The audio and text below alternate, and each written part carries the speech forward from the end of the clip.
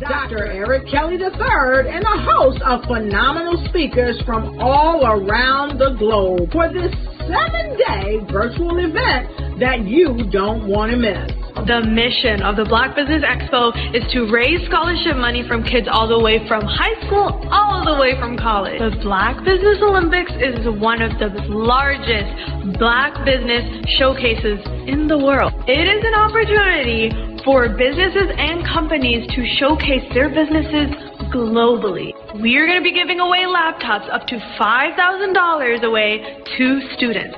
Again, I'm Olivia Appleberry, the founder of 2 Cents Finance and one of the speakers for the expo. I am so excited to see you there. For more info, go to www.blackbusinessexpousa.com or call 919-308-9090 and hope to see you there. I am Black Business.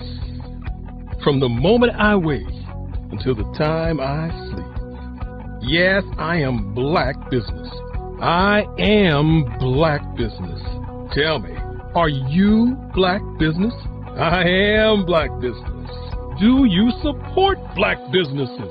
Listen, I support Black business because I am Black Business. Black Business Expo, one of the largest business showcases in the history of Black business in the world. The world! Sign up today at www.blackbusinessexpousa.com or call 919-308-9090. I am Black Business. I am Black Business. From the moment I wake until the time I sleep, I am Black Business. I am Black Business. Are you Black Business? I am Black Business. Do you support Black businesses? I support Black business because I am Black Business. Black Business Expo, one of the largest business showcases in the history of Black America in North Carolina. Join Dr. Eric Kelly III and a host of phenomenal speakers from all around the globe for this 7-day virtual event that you don't want to miss. The mission of the Black Business Expo is to raise scholarship money from kids all the way from high school all the way from college. The Black Business Olympics is one of the largest Black business showcases in the world. It is an opportunity for businesses and companies to showcase their businesses globally. We are going to be giving away laptops up to $5,000 away to students. Again, I'm Olivia Appleberry, the founder of 2 Cents Finance and one of the speakers for the expo. I am so excited to see you there. For more info, go to www.blackbusinessexpousa.com or call 919-308-9090 and hope to see you there.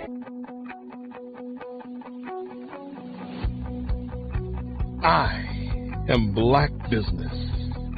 From the moment I wake until the time I sleep. Yes, I am Black Business. I am Black Business. Tell me, are you Black Business? Black Business Expo, one of the largest business showcases in the history of Black business in the world.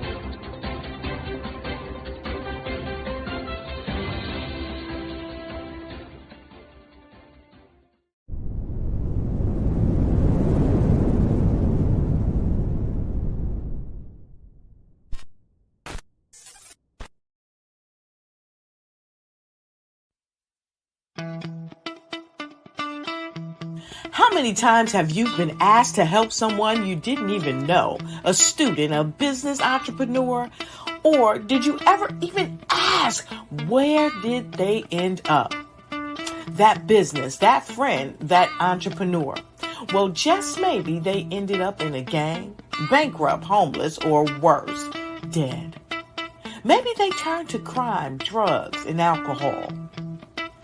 Did you ever wonder? Did you destroy their dream, or was your life always so easy? At the Black Business Olympics, we started a movement to help students complete. Give them hope and foster success. Help them to leave their dreams of providing laptops, computers, and up to $5,000 in scholarship funds. Today, we ask you to help a student, a business owner, or an entrepreneur to realize their dreams by sponsoring them, supporting them, and buying from them. Consider this. With $1.6 trillion in our Black community, we only ask for a small donation for our students, our businesses, and our entrepreneurs. And you can change a life today. So I ask you, what are you going to do? Sit on the sideline and watch our students in high school be losers, miss out on their dream from lack of resources? Or are you going to donate to the movement and change their future and yours as well? Give us a call today at 919-308-9090. Change their life by investing with action to the Black Business Olympic Fund. The Black Business Olympics, one of the largest business showcases of Black business in the history of the world.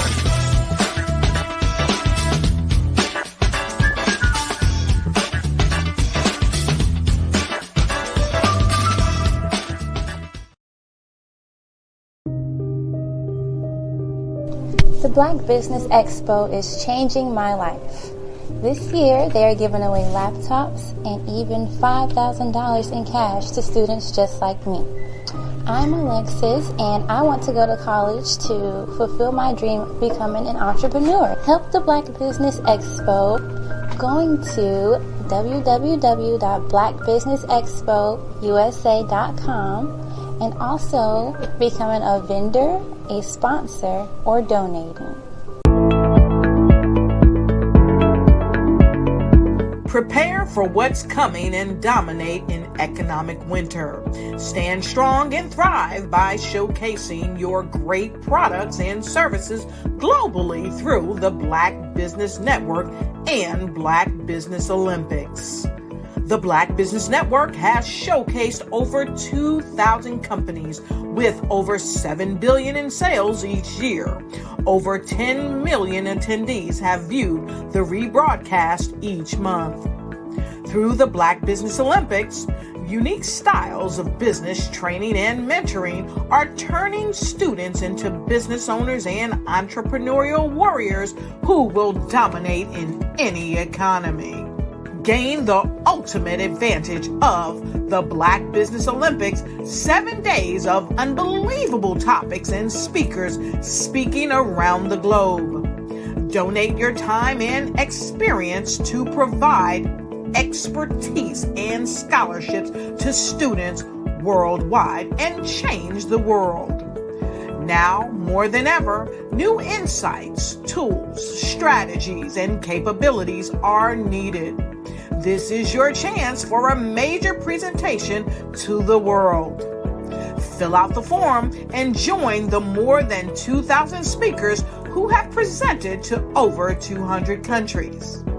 Join the Black Business Network streaming live into the Metaverse, STEM City, Black Multiverse Enterprises, Hulu, Amazon, YouTube, iHeartRadio, Apple, Facebook, LinkedIn, Pod TV, IBM TV, Spotify, and Google Podcasts. Sign up today. Spaces are limited, and we will see you there.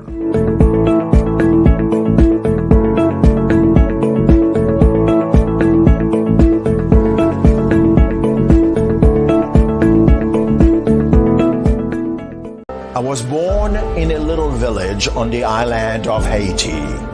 Many deadly diseases pounded me. It is as if they were on a mission to end my existence on this earth. I refused to give up. In 1983, I left Haiti and came to the United States of America.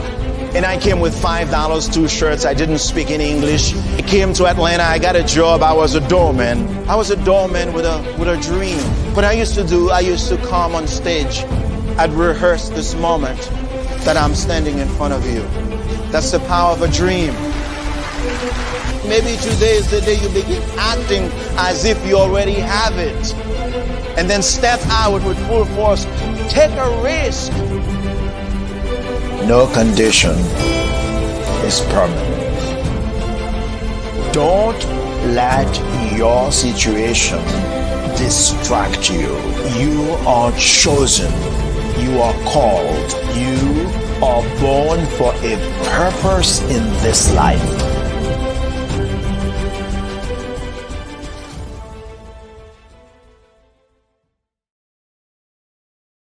Over the past few years, we've seen the growth of existing and new initiatives focused on financial inclusion, building global networks, and reducing the wealth gap in response to the idea there's not enough seats at the table. Whether their outcomes are to increase the representation of Black executives on corporate boards, ensure an inclusive global economy, or to create new U.S. African commercial pathways, the strategies are often carried out by separate programs. The question is, should they be? With the continent of Africa being home to more than half of the world's fastest growing economies, the youngest workforce, over 400 companies generating more than $1 billion annually, 700 generating more than $500 million annually that are poised for growth, and being the destination of nearly $5 billion in venture capital in 2021. Diversifying U.S. and Africa commercial engagement by building bridges between African businesses and their U.S. diaspora should begin being seen as mutually beneficial. From helping to reduce Africa's enormous capital gap to catalyzing two-way trade opportunities, the COVID-19 global pandemic hopefully has taught us that global challenges and opportunities are more interconnected than we thought. During the pandemic, African companies like Unicorn Flutterwave, insurance provider Reliance Health, ride-hailing app Yasir, and 54Gene, the continent's first bank of DNA on people of African descent, prove that when African companies have access to networks, capital, and information, they grow big, grow fast, and create solutions that are valuable to the world. This is why Be Direct was created. We are the first U.S.-based but African-centric board preparedness and board search company designed to connect U.S. Black talent and corporations to African businesses. Unique and fundamental to Be Direct's success is our process of helping board candidates adapt their experience and networks to an African context before they're connected to high-growth companies that are looking to locally and globally scale. From our focus groups with African business execs and government leaders, we don't ignore the sentiment that business is easy, but people are hard. Having a pool of board candidates with hard-to-access networks and extensive experience across the business life cycle, including successfully raising capital, is table stakes for an initiative like this. So yes, we have that. But corporate or entrepreneurial success in the U.S. does not guarantee success in Africa. Developed alongside industry partners on the continent, our training program, Be Direct Prep, is designed to transpose their experience to create cultural comfort, understanding, and a commitment to helping businesses in Africa scale. Our board governance sessions are African continental and country specific, integrated with cultural awareness and dexterity training, masterclasses led by African industry execs, and mentoring and coaching from African continental-based facilitators. But even more unique to Be Direct Prep, we cap off our training program with an immersion trip to help candidates that have not been to Africa before see and feel Africa's complexity and opportunity from African soil. We all know traditional network-based board placement has historically left a lot of us out of ever really being in the paid board pipeline. Our strategy supports the work of many great organizations that are successfully filling seats at U.S. board tables by creating more tables for those that are still left on the sideline. It's time to start seeing the role and value of U.S. Black talent and businesses on the continent of Africa differently. Old perceptions and habits limit economic inclusion. Let's transition Black talent and the African businesses they will support from the periphery of the global economy to its core. Living in a global lockdown, we all know now how fast local and global economies can change, and see the value of having businesses that hire, strengthen local value chains, and even grow globally. Status quo in any form holds back progress. We must democratize U.S.-Africa commercial engagement by socially and economically connecting cultures that have long been disconnected. It's time for Africa's U.S. diaspora to redefine their global value by helping African businesses scale continentally and globally. Did you know that approximately 333.34 million businesses exist today, according to a report from 2021? And you may be one of those businesses, or maybe you're not in the business market yet, but you're aspiring to be a business owner. Well, guess what? You're in the right place at the right time. Because let's face it, everything is about timing and opportunity. Hi, my name is Dr. Lotus Richey, and I'm the CEO and founder of the Lotus Richey Coaching and Consulting LLC, along with the Lotus Richey Ignite Show. 15 minutes of success with Dr. Lotus Richey, as well as books to boom your business and bring who you are. And today, I want to bring this amazing message to you about the Black Business Network and the Black Business Olympics. See, the Black Business Network and the Black Business Olympic is designed to help people just like you, that's right, that look like me, to take their business to the next level. Not just in your front yard or your backyard, but globally. The Black Business Network and Black Business Olympics is designed not to just help you survive, but to help you thrive. So join us today as we come together with businesses all around the world to support our students, our children, our young teens, our young entrepreneurs. What we do is we come together to help raise funds for students who are aspiring to be business entrepreneurs, who are aspiring and who are thriving in college. We endow them with a wonderful opportunity to gain scholarship of either a laptop or several thousands of dollars. And we invite you to help be a contributor to this amazing opportunity to help someone that looks just like you. So join us today at our website and let us connect with you and help you ignite and take flight in every area of your life on the Black Business Network and the Black Business Olympics. I'll see you on the other side.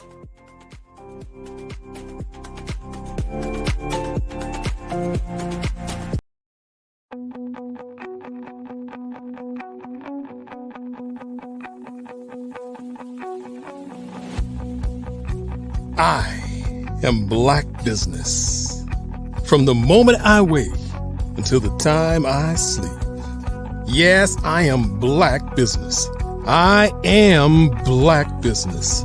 Tell me, are you Black Business? I am Black Business. Do you support Black businesses? Listen, I support Black business because I am Black Business.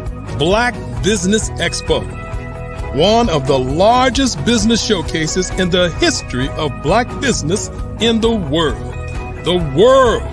Sign up today at www.blackbusinessexpousa.com or call 919-308-9090. I am Black Business.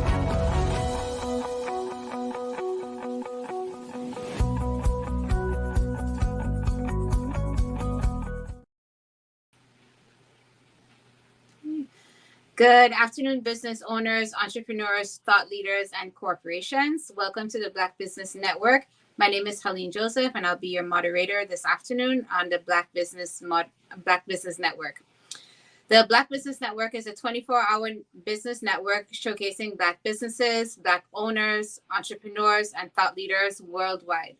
We have speakers from North Carolina, Atlanta, London, Singapore, Africa, and Japan, and all other cities across the United States. The Black Business Network is a global community sharing business knowledge to empower, inspire, and educate businesses about business. This afternoon, I have the privilege of introducing Dr. Sade Adu, Dr. Adu is an award-winning coach, international speaker, best-selling author, and digital brand specialist.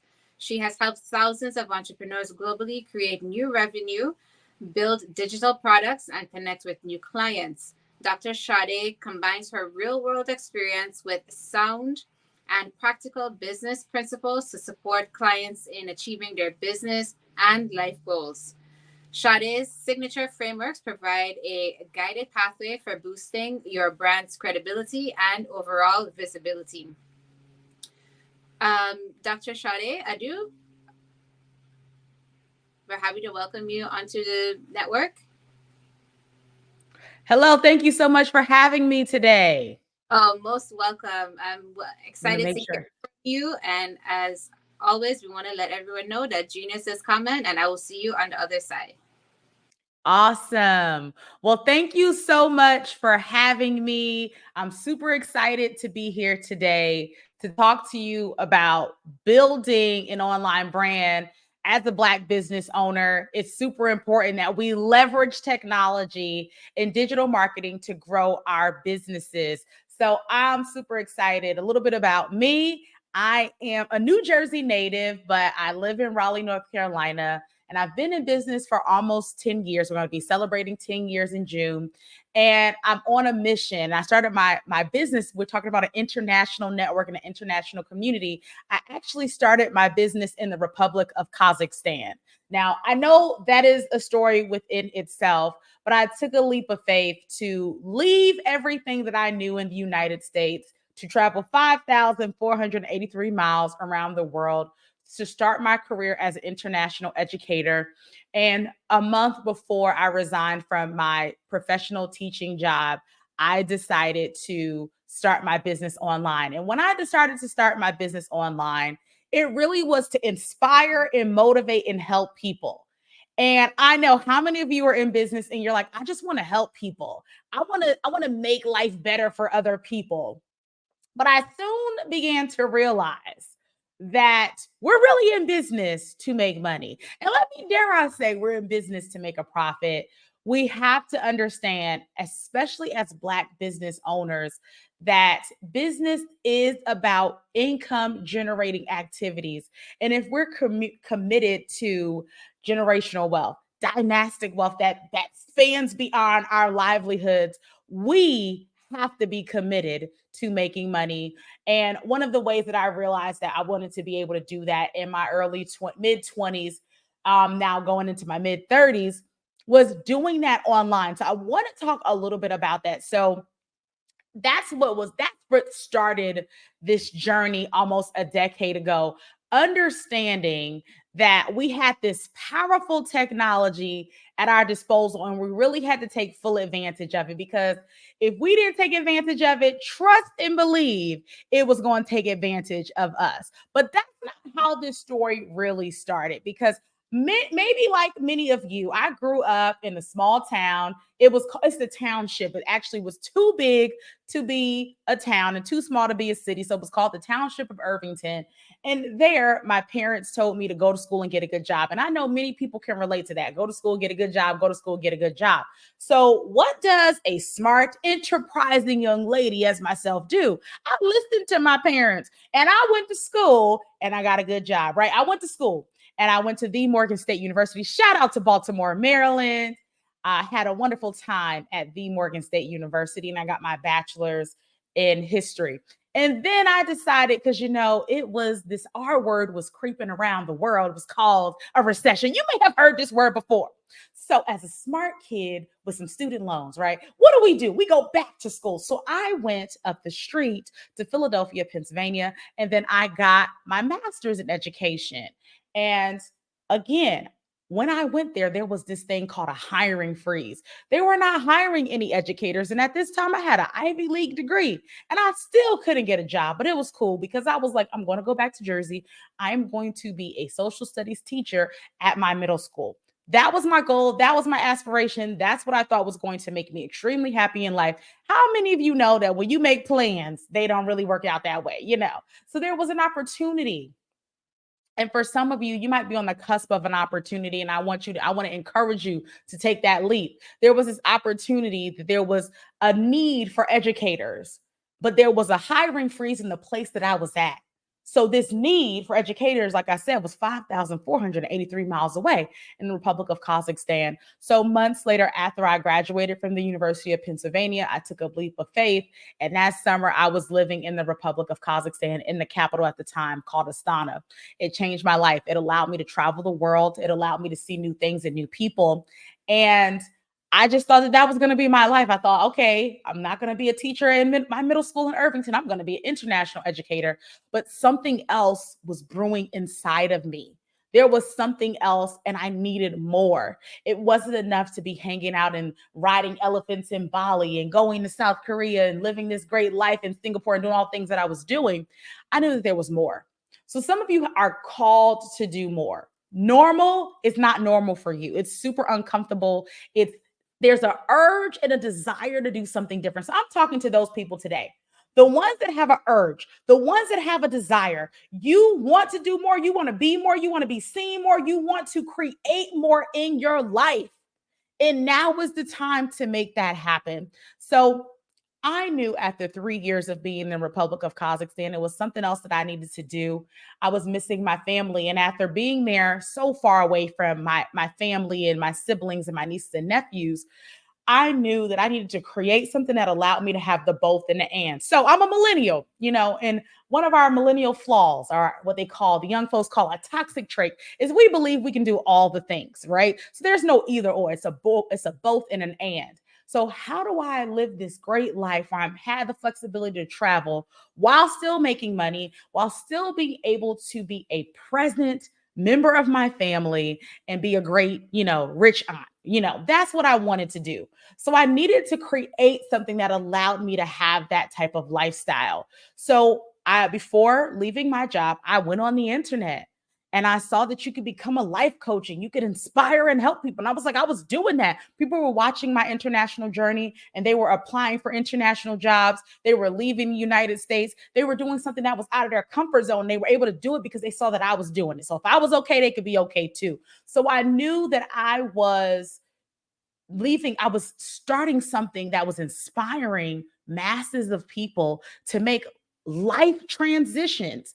And I knew that was just the beginning. So fast forward, I made a decision to take that leap of faith to start this business online. But how many of you know that you can have your logo, you can have some cute photos, you can have a website, but that's not a business? Okay, that's where we are today. So I'm gonna say, like the young folks say, we standing on business in this year of 2024. And I had to realize that I wasn't getting that paycheck anymore. Because let me tell you something, that good Kazakhstan oil money was not going in my bank account no more. So I had to realize and figure out, okay, if I really want to do this, I have to make money. And my first goal and my first benchmark was at least make what I made as a teacher. Can I at least recreate what I made overseas so that I could at least be stable? And one thing I did not mention in this story is that in addition to leaving my job and relocating back to the United States, I also had a bi-regional relocation as well, because I moved to Wisconsin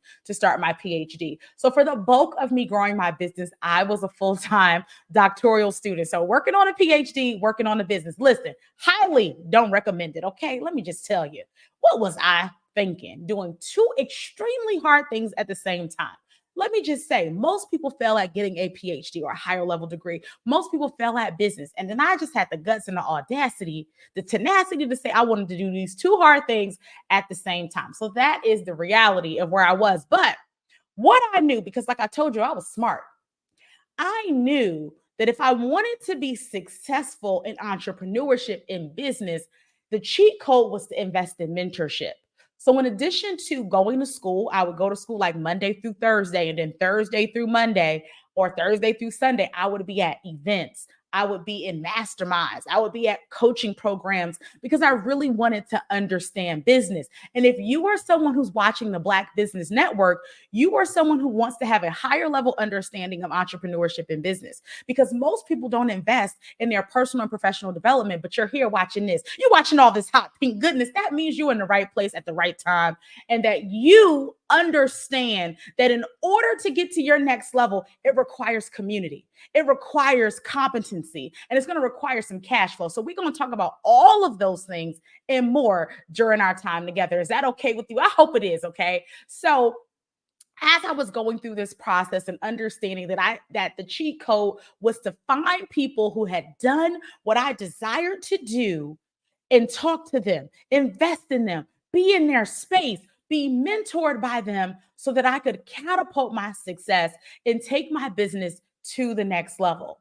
So if you're at whatever part of your business, it's always a good idea to invest and have mentors and be in communities and spaces where people are having these higher level conversations. Because understand, my family only taught me. I don't come from generations of entrepreneurship. We're the first generation of entrepreneurs, and we're building that yellow brick road, right? I'm Dorothy. I'm trying to figure out this thing on my own, and I'm creating something new for the next lineage, the next level of descendants in my family. So I'm passionate about entrepreneurship.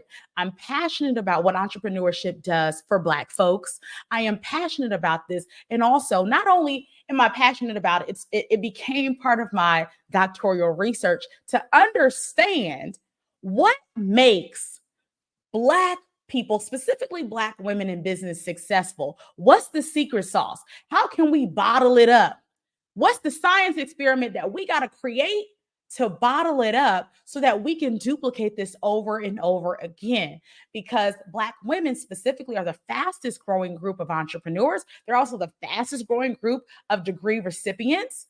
And I wanted to understand, how can we produce, and also the fastest failing group of entrepreneurs, okay, for several reasons. And I wanted to understand what we could do to reproduce success. So I interviewed people who were successful. And I'll talk a little bit about that in my presentation. But today you're here because we're talking about entrepreneurship and building a brand. But I want you to know that you're sowing a seed in good ground. If you're listening to me, know that I know a little bit something about what I'm talking about, okay? I just want you to know. So let me introduce myself. I own a company. It's called Savvy Solutions Consulting. I'm a digital marketing strategist, an international speaker, a best-selling author, a life lover, an aunt of like 14, 15 kids. You know, my family was fruitful and they multiplied and they kept multiplying. And I am so passionate and excited that I get a chance to help experts, entrepreneurs, educators, speakers, graphic designers, service providers, and brick and mortar owners build profitable brands. I help them leverage their experience, their expertise, and their education, and we package it into an online business and a brand that gets you paid, okay? Because you should be compensated for your expertise. So let's dig right in. I want you to be clear. When I started on the internet, I really thought that the internet was a waste of time. I was a very studious student. I was like doing my homework. And then they said, oh, you need to be online. And I said, why? Like, you're trying to give me one more thing to do to waste my time? I need to focus on school. But what I did not realize at that time, that I was on the cusp of something absolutely powerful.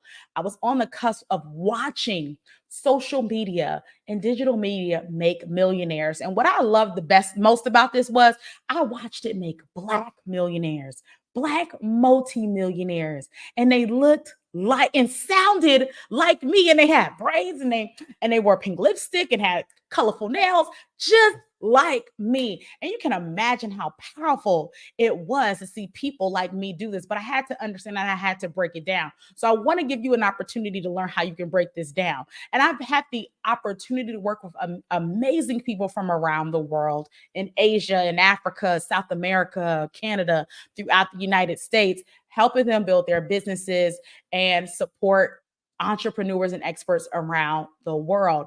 And what I want to talk to you about today is, how do we get down to the basics? Like, if you're just starting out, even if you're thinking about rebranding and you want to leverage social media, okay?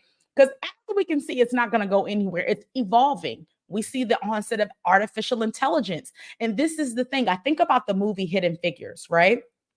These women worked at NASA and they saw the writing on the wall.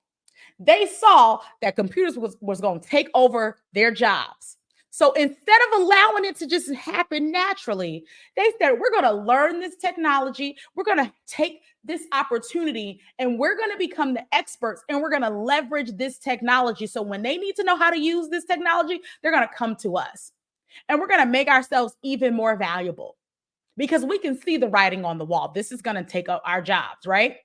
The same thing is happening with artificial intelligence. The same thing is happening with rapid advancements in technology. And it is important that people of color, people of the African diaspora take full advantage of the opportunities that we have at our disposal. Because if you have one of these things, you have the opportunity to create millions within the palm of your hand.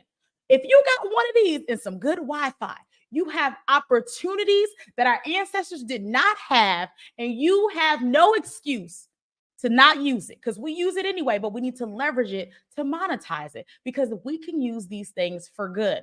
And once I realized that, I said, oh, no, I need to spread this. I need to make noise around the world because more people need to know that this exists. And this is the wild and beautiful thing about this. There's still, as we're talking about technology, I've done presentations in South Africa, Albania, Ghana. I've been all around the world and I'm telling people, spreading from the rooftops, you got to get online. You got to do this social media thing. And there's people that are still like, we don't even have access to internet. We don't even have this technology. As we become more connected and as more people, humans around the world get access to data and technology and internet, we have an opportunity to even expand globally beyond what we could have even fathomed or imagined. Okay. Where technology is right now is going to be totally different in the next 5 years. And we have to take full advantage. And if you get nothing from me today, we need to take advantage. But this is how the marketplace is working. And this is what things we got to do. So we got to get in order. Okay. Decency in order. So little things we're going to talk about today is about brand messaging. You have to, if you're going to be on the internet, now let me say something. The internet has been a good thing. And it has been not so great of a thing at the same time. Because of our access, we have unlimited access to these platforms 24 hours a day, 7 days a week. Not only do we have access, other people have access. And not only do experts have access, amateurs have access too. So what that means is that anyone, any given day can set up shop and say that they know how to do something and not actually know how to do it. But what I will say, this season, 2024, we're in a season of experts. We're in a season of expertise, higher level information, higher level skill sets, specialists, subject matter experts. People are sick and tired of hiring people that don't know nothing about nothing. So if you're an expert, it's your time to shine. If you're an expert, you got to leverage the things that I'm going to talk about because it's going to strategically help you take it to the next level. Okay. So let's talk about your brand messaging. We also want to talk about how you can create a pathway for reoccurring clients. So this is the thing, depending on what you do, the best client is the client who has already paid you before, because if they like your jewelry, your necklaces, your coaching, your programs, products, and services, they are more likely to pay you again. So we need to make sure that we have systems in place to capture reoccurring clients. Okay, this is why building a brand is important.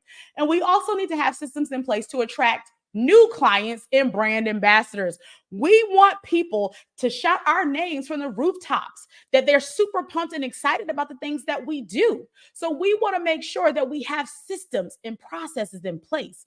And another piece of this is because we're doing this online, just like we're here, you need to be strategic with creating content. Okay. We need to be strategic about creating content. So let's have a chat. Social media is business media.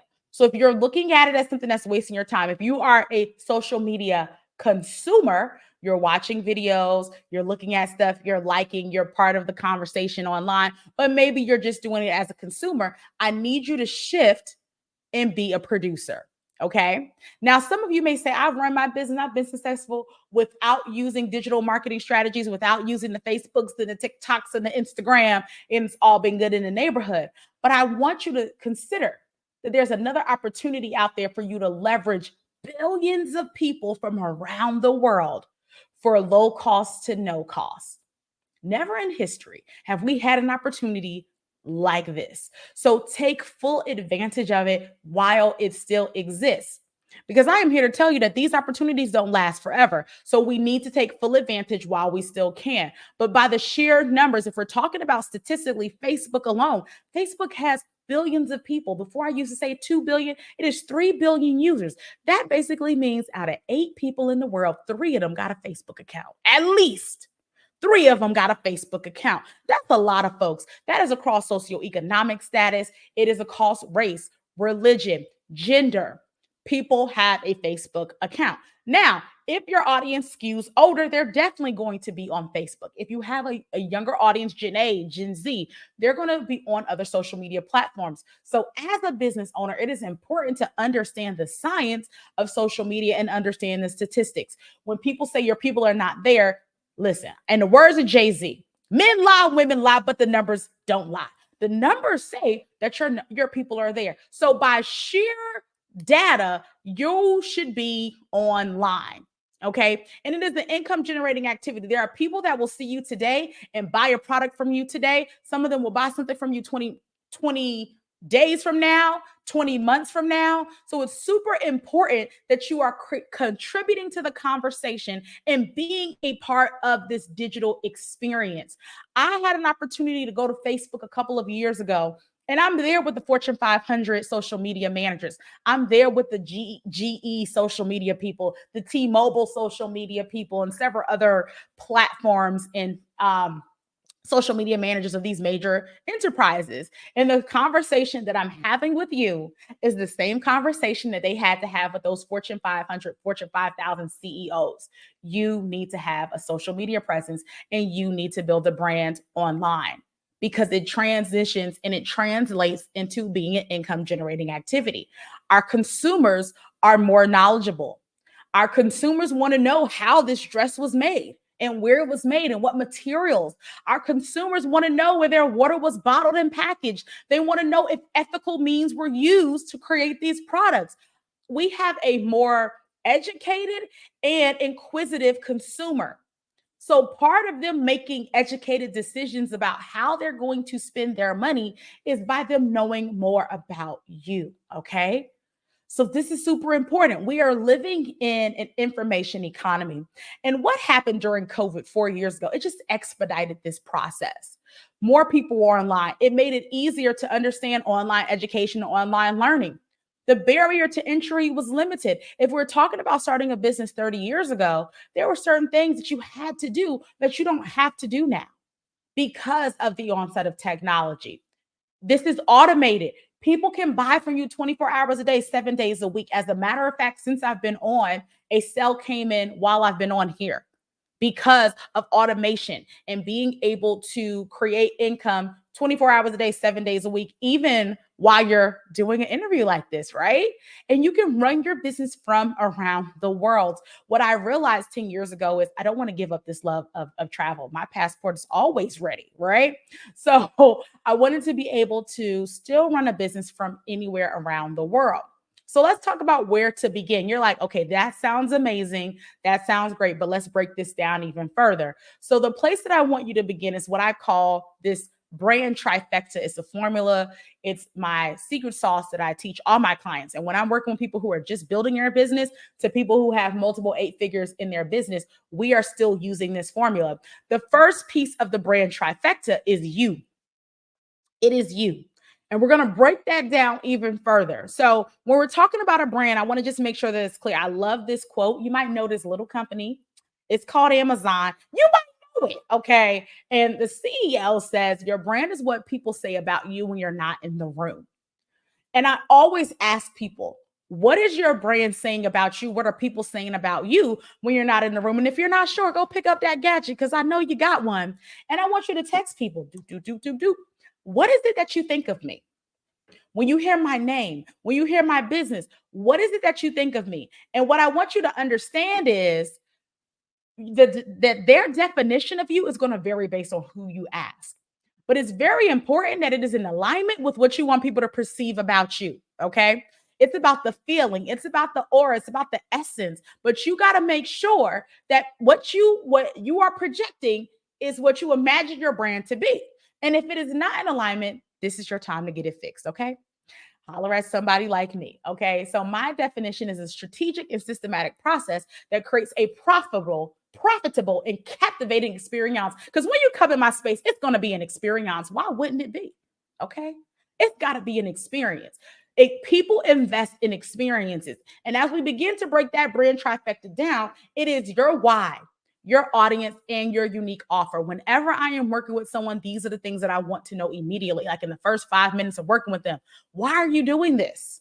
Because you could be anywhere around the world. You could be doing anything else. Why did you decide that this particular business model, this particular thing is what you wanted to do? Why are you the right person for the job? What is your special vision, and why should your people care? Okay. Because I know you want it to be about you, but it really is about the people you are assigned to serve, and why should they care? Because we got to get people to buy in, okay? Let's use this experience, this 24-hour Black Business Network. Why should people care? Because we're here giving you valuable content so that we have a common goal of helping people go to school. I know what school did for me. It was a transformational opportunity. It changed my life, and I would never take that back. So giving other students an opportunity is part of our why and the reason we're here today. So I want you to think about what makes your vision so special and powerful.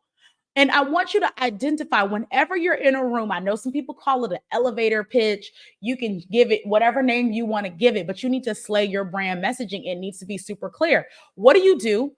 Why are you doing it? How you do it, and who you do it for? Okay. You really have to make sure you're clear about your pitch. And when I'm talking to experts, I understand that you're going to have different people that you work with. So you may have to pivot your pitch. You identify what makes the most sense to pitch based on the target market that you're going to be in front of. Okay. So my pitch may be different if I'm in a group in a community of moms versus if I'm in a group and community of philanthropists or academics. I may slightly pivot my pitch, but the core of my pitch, the core of who I am, is the constant. Okay. So when you're online, it's going to be super important that you are positioning yourself as an expert. Why? Because experts get paid more. Okay. That's enough, right? No, people listen to experts. People buy from experts. People trust experts. This is why the media and the news have experts on.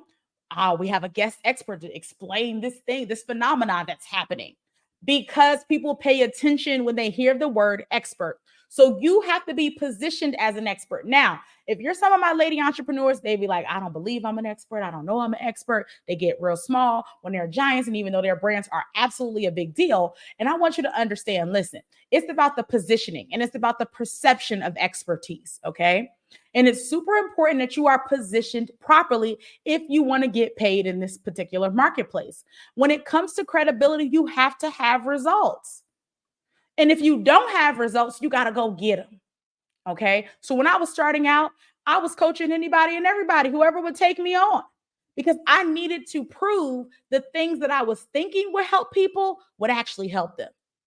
And then over time, I realized that we were helping people, and we've had over $5 million in client results and counting. It's going to go up more. So you got to be able to produce results for yourself. You got to be able to produce results for other people. And you really have to believe and trust that you know how to solve people's problems. Sometimes you have a special assignment that is going to allow people to benefit from your expertise and your skill set. And sometimes people can see great things in you before you can see them in yourself. And they know you know how to help them because they can see the skills and the characteristics of what success looks like to them in you. And I encourage you, matter of fact, I dare you to take a leap of faith and bet on you and position yourself as an expert. Because you know what? The people who really aren't the experts, let's keep it 100, right? The people who really aren't experts don't have no problem with positioning themselves as knowing something they know nothing about. We've seen it all the time. We see it every single day. So the people who actually have the credibility, the people who put in the work, the blood, sweat, and tears, we need to see more of you make it into the spotlight and dominate on and offline. Okay. So one thing, I actually recommended this to someone who's a phenomenal expert. She's got all this real estate. She does a great job. And now she's ready to start building her brand. One thing that you can do is position yourself to get more media attention. And one platform that I recommend to my clients is called Help a Reporter Out. You want to be a fan of the media and you want to be an expert that the media calls on when they need expert advice in your niche market and field. So Help a Reporter Out, or Haro, is a great place for you to be positioned. Now I want to talk a little bit about branding versus marketing. It's two different things. Your audience, they want to know what's in it for them. They're tuned into their own radio station, their own frequency, and it's what's in it for me. When you are talking to people, they want to know what's the value, what's the information, what are they going to get from this experience, because they want what they want. Okay. So now we want to get clear about your audience, your tribe, your beehive, your people. What is their biggest problem? And I want to stop for a second, because we got to be committed as Black business owners. Let me just have a little conversation with us. We cannot afford to just have businesses, just to have businesses. We have to have businesses that solve problems. So there was a study, I believe it was by Cornell University. I can't remember who did the study, but 43% of businesses that received funding, these were businesses that received venture capital. They had funding backing and they failed. 43% of funded businesses failed because they failed to solve a marketplace need or desire. How you got money and you're not being successful? Let me tell you something. So as a Black business owner, it is imperative that whenever we start a business, that our businesses are positioned to solve marketplace problems that people want to pay us for. Let me say that again. Problems that people want to pay us for, because we literally cannot afford to be playing around. We get the least amount of venture capital. We use our own funds. We don't got that rich grandmama or rich uncle that's going to fund our dream. So when we're bootstrapping and using our own capital, it is important and it is imperative that we know how to make money. Okay? I'm very adamant about this. So we got to solve problems. And to be more specific, we need to solve problems for specific people. Okay? We don't have to solve problems for everyone. We need to niche down. There are absolutely niches and riches. So riches and niches, okay? What's the biggest problem that you know how to solve with your current competency, your current skill set, your current life experience? And then we need to understand, where our people hang out online. Where are they online and offline? How old are they? Where do they live? Geographics is super important. If you are a brick and mortar, you need to know geographically where your target market is. I just recently took a training with the U.S. Census Bureau, and we were looking at data of where people live based on their income, based on their race, based on socioeconomic status. We have to know about our people. It is imperative. Are they married? Are they single? Are they mostly men or women? The way that someone would talk to me when I was 18 years old is entirely different than when I'm 41 or when I'm 81. And you have to understand that, because when we're talking about marketing and branding, we have a finite marketing budget, okay? Our marketing budget is not infinite. So we got to be very clear and specific about how we're going to leverage our marketing budget so that we get in front of the right people 100% of the time. So you got to know your people.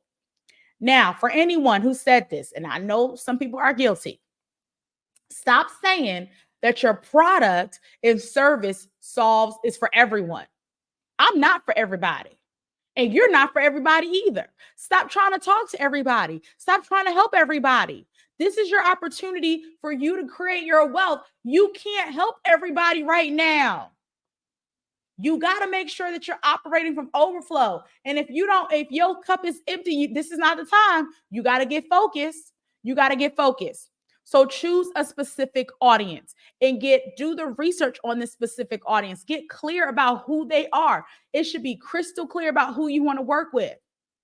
And then the next shift, because this is how we want to leverage online, right? The next shift about your target market is something that I really wish that I would have done earlier in my business, is being very intentional. Once you get clear about your target market, creating a tribe of raving fans. So creating a tribe of raving fans means that you are having these business and brand ambassadors that are pumped. They are excited about what you do. They shout your name from the rooftops. They're sharing all your products and services with people from around the world. And you are creating a culture, a language, a tribe. Like you see here, this Black Business Network is a tribe, right? A tribe of people who are excited about the vision and mission of what is happening. So I'm going to use an example, a very popular one. Many of you might know. Her name is Beyonce. And Beyonce is Beyonce because she is Beyonce. But another piece of this that we cannot ignore is that her fans really make her who she is. She has a beehive or a tribe. There's languaging. There's communication that this group of people have. We can learn from this. Let's take let's take some marketing lessons from $1 billion brand and see how we can leverage this for our own businesses. How can you create loyal fans? How can you create a tribe of people that are excited and pumped, that talk about you, that buy your t-shirts, that come to your events, that go to your trainings because it's you? This is what we want to reproduce in the marketplace. But I want to say this, listen, when you're building a personal brand, yes, when you're building a personal brand, all you have to do is be you. Everybody else is taken. I don't need to be a clone of Beyonce. I just got to be Dr. Sade because that's all the world is looking for me. But get clear about who you are when we talk about that brand trifecta. Get clear about your target market. Get the data, get the research, put in the work to identify who the majority of who I would say 80% of your revenue is coming from. If you've identified a particular subset of an audience where your money is coming from, you need to pay attention more to those people because that's going to get you to the revenue goals that you desire to be at. Focus and cater to your people. So I see that there's an opportunity for questions. I'm more than happy to answer questions. Let me know how I can get to those questions. Now, if you are someone who is unsure about who your target market is, I get that question a lot. Homework I'm going to give you, because remember, I'm a teacher. My homework assignment is for you to find 3 people to interview. Find 3 people who would be an ideal client for you and just learn about them. You can interview them for 10 to 15 minutes and ask questions. If you want to learn more about people, I promise you, they will tell you. People love talking about themselves. So ask questions and identify what are their common challenges, what are their pain points, what are the issues and ailments that they are having, and how you can be a part of solving their problem. Now, if you are someone who wants to solve people's problems, the way that they see you as a problem solver is you have to shift from being a content consumer to a content producer. Okay? You have to create content. You have to put information out there in the marketplace. You have to put it online on various platforms. It depends on the platforms that your target market hangs out on. And you have to become a content producer. Okay?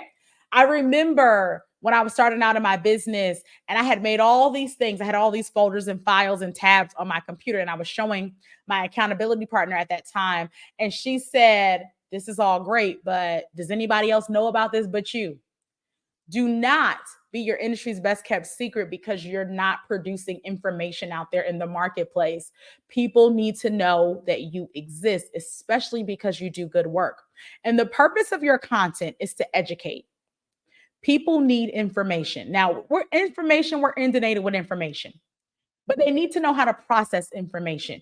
They need to know how to understand information. So you being an educator online makes you stand out from everybody else, okay? The next piece is you need to empower people.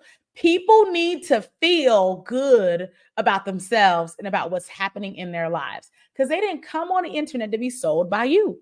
So you have to make them feel good. You got to create things that engage people, get them talking, okay? You want people to participate in the conversation. You want people to have opinions about what you are saying, whether it's good, bad. We don't really want indifferent. That means they're not thinking about you left or they're not thinking about you right.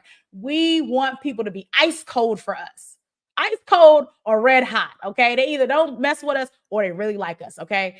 That is a part of a powerful brand. Part of your branding is to repel people as much as it is to attract. okay? It's supposed to do both. So you want to make sure your content also is entertaining. Okay, we got to be a little fun. It's not only to just be a robot on the internet and sound like AI, okay? You need to have a little bit of fun because that's going to get people to pay attention to you. That's going to let people see your personality. That's going to allow people to grow with you and be excited for you. We got to create experiences online if you want people to be committed to you. And there's multiple ways to create your content. You can do a blog, a podcast. There's so many different video platforms. There's video, there's audio only, there's graphics. You literally don't have any excuses when it comes to content creation. So I know that there's some questions, and I want to make sure if we're ready for those, I'm more than happy to talk about the questions. All right. Thank you so much for sharing all of your valuable insight. I was definitely in the background taking notes and agreeing with a lot of what you were saying about definitely positioning yourself to make money from your phone, make money in your sleep, and having a social media presence. So thank you so much for sharing all of your amazing insights. And I hope that the listeners got a wealth of information from what you've already shared. So let's jump into the question. So the first thing that I'm going to ask you is, what inspired you to become a digital brand strategist and coach for entrepreneurs? I was inspired almost 10 years ago because people kept asking me, how did you build this brand? How did you build this brand? How did you build this brand? And they kept asking me, and I said, I must know something about building a brand. And I realized when I was a teenager, I used to work on gubernatorial, presidential, and municipal campaigns. So back in the day, it was called reputation management or reputation. And I realized I learned a lot about branding and marketing from working with politicians even before I was eligible to vote.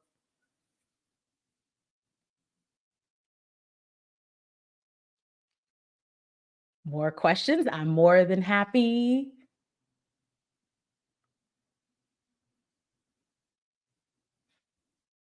Okay, I can continue. Let me know. So that's what really started this process, me working with these campaigns and realizing that I developed this skill set a very long time ago. Awesome. Thank you for sharing that. And then my follow-up would be, I know you told us a lot about your journey from the States over to Kazakhstan. So can you share a bit more about your journey and how you became an acclaimed entrepreneur and international speaker? Yes. So when I came back to the United States, I was a full-time doctoral student and a full-time entrepreneur. And this platform called Periscope came out. It no longer exists. It's owned by Twitter. And some people said, hey, you can make money sharing your story and sharing your expertise. And I said, well, my business is not making money right now, so I might as well try it. And I came alive. Live streaming changed my life. It allowed me to make 6 figures in my business. I started creating programs and digital products and speaking. And I remember being on live stream one day and saying, I want an international speaking gig. And 10 days later, someone saw me online and said, if you're serious, I have an opportunity for you. And 10 days later, I was in Tirana, Albania at the Prime Minister's palace speaking at an international women's conference in Albania. So that's the power of the internet and you speaking things into existence and being bold and radical and saying, I want this and going right after it. So the internet and specifically live video and live streaming changed my life. I realized like this is what I was born to do. I was born to share my message in this way.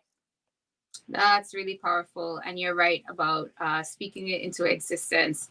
So a great follow-up to that is I want to know what motivated you to focus specifically on empowering women entrepreneurs and developing their brands and reaching their target audience. So the women entrepreneurs came from data. I do work with some men, but majority of my women entrepreneurs, 95% are Black women. And that's who was attracted to me. That was attracted to my story, my experiences, all the hot pink, because there's a lot of hot pink in my branding. So I became very intentional to talk to the women that were interested in what I was doing. And also they were the focus of my research, because on this journey of entrepreneurship, I felt like two different people. I felt like an academic when I was in school, and I was trying to be, future Dr. Sade. And then I was trying to be Sade, the entrepreneur. And I realized that I could be both. And the women that inspired me the most were these entrepreneurs who were the PhDs and the master's degrees and the doctors who were also entrepreneurs. And that inspired my academic work. And I wanted to understand, like, why are they so high achieving, and why do they want to do both? So I began to research them and to understand, how did they decide to get these degrees, and how are they running these businesses? Because I wanted to understand me. Yeah, so you were around a lot of powerful women. Definitely. Awesome. So then, okay, so you mentioned that you felt like you were like two different people in these different spaces, but how do you blend your real world experience with sound business principles to support your clients in achieving their goals? Absolutely. So we need data. Okay, let me be clear about that. So the research side of me, that analytical research PhD side of me, is going to say, where's the data and the evidence that reflects this decision that we're going to make?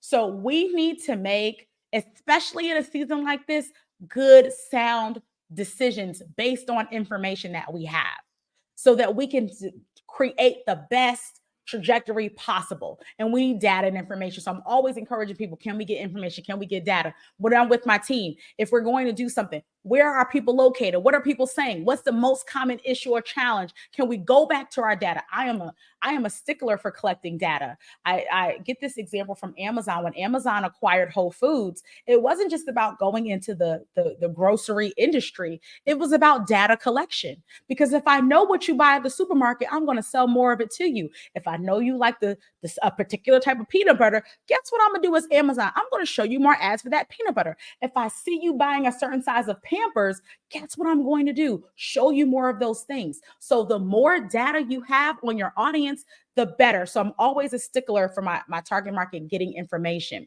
And then the inspiration part. You got to be inspired. There's some things that just data will not tell you. Part of this is faith. You got to believe, you got to affirm, and you just got to keep on going, because you're not going to always see it. Just like if you're working out, you're not going to see your muscles on day one. You got to keep on going, and you got to keep on being consistent. Even though you know the evidence says, if I'm consistent, if I keep showing up to the gym, eventually I'll get this six pack if I do the right thing. But you got to believe it before you see it. Most definitely, in all aspects of life. So I know you're a stickler for the research and the data behind everything, and that causes you to make good decisions. But can you elaborate for those watching online how you create your frameworks and how they guide your entrepreneurs in boosting their brand's credibility and visibility?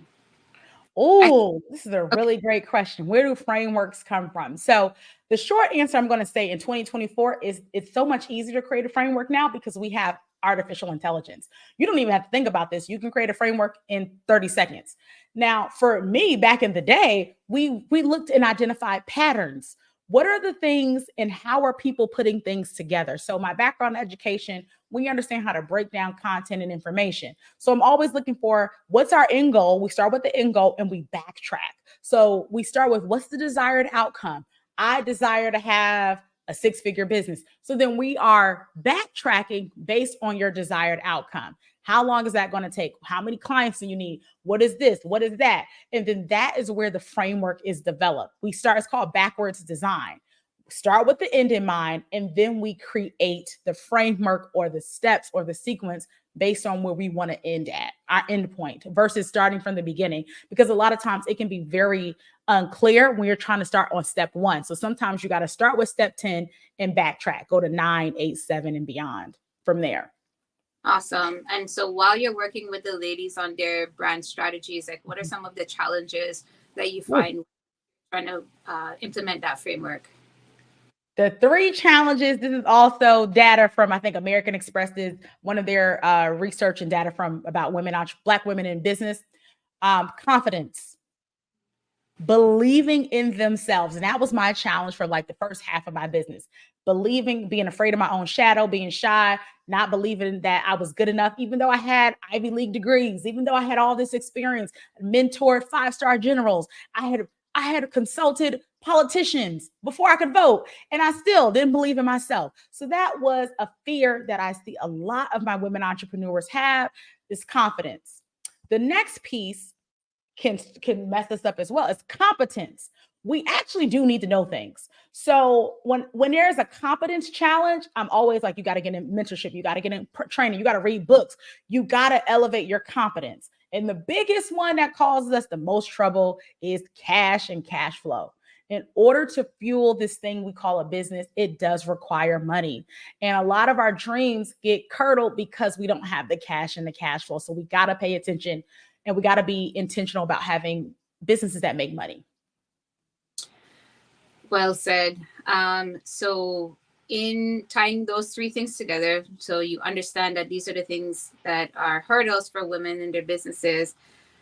With your understanding of that, in what ways do you assist your clients in developing their value proposition and effectively marketing their brands, especially understanding number 3 that you just mentioned?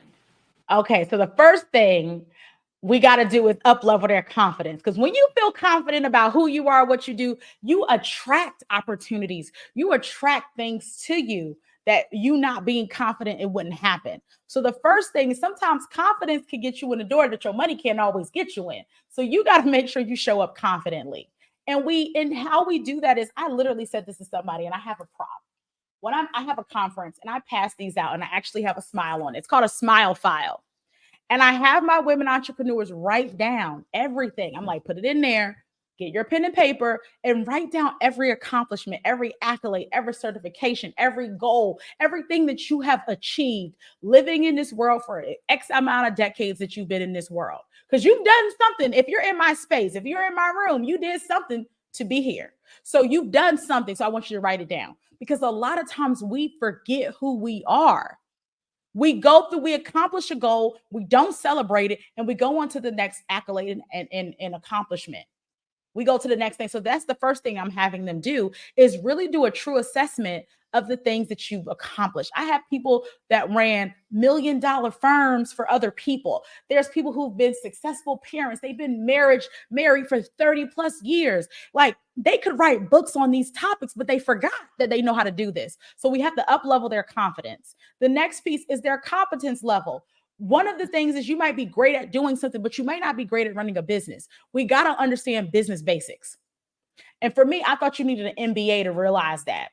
But no, sometimes you need the school of real life and business to understand. You got to have the business basics. We got to understand accounting. We have to understand, you have to do, taxes. You got to understand certain things. You need team and support. So we support them with that. And when it comes to cash flow, we got to look at, you got to make money. So making sure that you're pricing yourself accordingly, making sure you're attracting the right people that can pay those price points, and understanding what makes the most sense price-wise based on your business model and your cost of goods. So getting down to the basics so that they have a game plan when they're putting themselves out there in the marketplace. Very nice. And you mentioned that it's important for them to set their prices. So as you're taking that into consideration, how important is it for you, or for your entrepreneurs, to own their expertise? And what strategies do you recommend for them doing so? So you got to own your expertise. It's belief. It's the belief factor in yourself. You got to do the self-work on you every single day. Okay. Business is hard. It's ghetto. I don't always recommend it, but it is fulfilling and worthwhile when it's done in the way that makes your heart so excited and fuels you. So you got to be committed to doing the self-work on you every single day, because there's going to be somebody who says you can't do it. You're going to see something on the internet that's going to derail you. You're going to get a call from your family. You're going to get a text message from a client that's going to throw you off. And you got to make sure that you are sound and working on you every single day so that you can absolutely be the best version of you possible. Because business is a personal and professional development endeavor every single day. You know, if we're thinking about even the Black Business Network, there's tons of things that could have made this not be a thing. But through diligence and persistence and discipline and dedication and tenacity, we're here today. So if you want to be here, you got to be committed. And one thing I will say going into year 10, because let me be clear, I be wanting to quit all the time. Okay. I talk to entrepreneurs who've been in business for 30 years. And I remember saying, how did you do this? Because this is ghetto. How did you do this? And listening to her and listening to people who've been in business for 40 years and 50 years. And if they are still here, that means it's possible for me too. So there's evidence, again, going back, there's evidence of what I desire in the marketplace. And I continue to seek the evidence that I want to see. Pardon the delay. Thank you so much. And I'm just going to go to the next question because I did miss that response, but I'm sure it was great. And hopefully that the listeners got great insight from it. The next question that I had in mind for you, I wanted to know, what role does online presence, and I know you spoke about this a lot, that's why I want to make sure I ask you this, but what role does online presence play in the success of a brand? And how do you personally help your clients profit from being online and positioning themselves online? Your customers, your clients are absolutely online. They have their phones. On average, most Americans, if we talk about the US, have 80% of Americans have one device. Most of them have two devices. Okay. So majority of people have some type of device to watch and communicate and connect with people online. So that's important. There is access. The next piece is you got to know how to go from consumer to producer. So there are people who are content creators, they're dancing, they're TikToking and doing all that stuff, but they don't know how to monetize it. Most people don't know how to monetize their brand online. The difference between a content creator and a business owner is that the business owner understands how to monetize their expertise. They're going to turn that engagement that they have into sales. So they're going to offer you something. That's the difference. You're going to provide value. You're going to entertain people. You're going to make people laugh. You're going to engage with them, but you're going to offer them something to buy, whether that is a service, your accounting services, your bookkeeping services, whether that is a physical product, or you're telling them to purchase something from you. That is the hugest piece. You're making an offer. That's the other piece of the brand trifecta we didn't talk about, your offer. You got to tell people what to buy from you. That is the biggest difference between people who are just on the internet and people who make money on the internet. They know how to monetize and they know how to make offers. They know how to sell. That's a great segue. Would you share some success stories? Because you mentioned that you work with companies all around the world. So the people want to know. Tell us some of the success stories. How have you helped maybe a female entrepreneur or organization? How did you help them grow? Absolutely. So we have a subset in our company where we work with, one of our niches is childcare owners and daycares and centers. So we actually we support an event every 6 months called Childcare Millionaires. The visionary of that program is Brandy Wood Smith. And we were able to automate, systematize, help create digital products, run the launches for that community. And they received an award called the 2 Comma Club Award, where they've made over $1 million in that business model. And she's made almost over $500,000 in a weekend from some of the marketing strategies that we do. And she specifically is a business coach and mentor for people who own daycares. So when we're talking about that niche, this is like a really great example of that. She knows business. She's a philanthropist. She's a mom. She's a spouse, but she has owned multiple daycares in the Houston, Texas area. And she teaches other daycare owners how to be more profitable and how to build 7-figure childcare businesses. So we've been working with her for several years, and it is a multi-million-dollar business at this point. And that just in that business model, that revenue stream, the internet revenue stream. Wow. So they took childcare just not from like in the 4 walls of childcare, and they were able to promote it online and generate that amount of business. Yes. So this weekend, they had a childcare summer camp summit.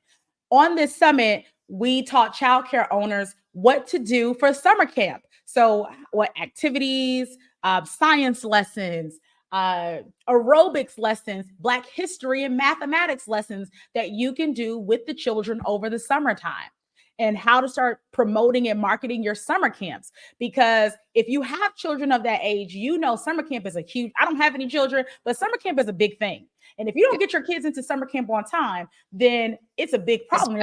There's a massive waiting list. So she taught them how to be more attractive, how to be more marketable for their summer camps, and also how to be more engaging with the students so they could have successful summer camps for their children and also successful summer camps for the parents.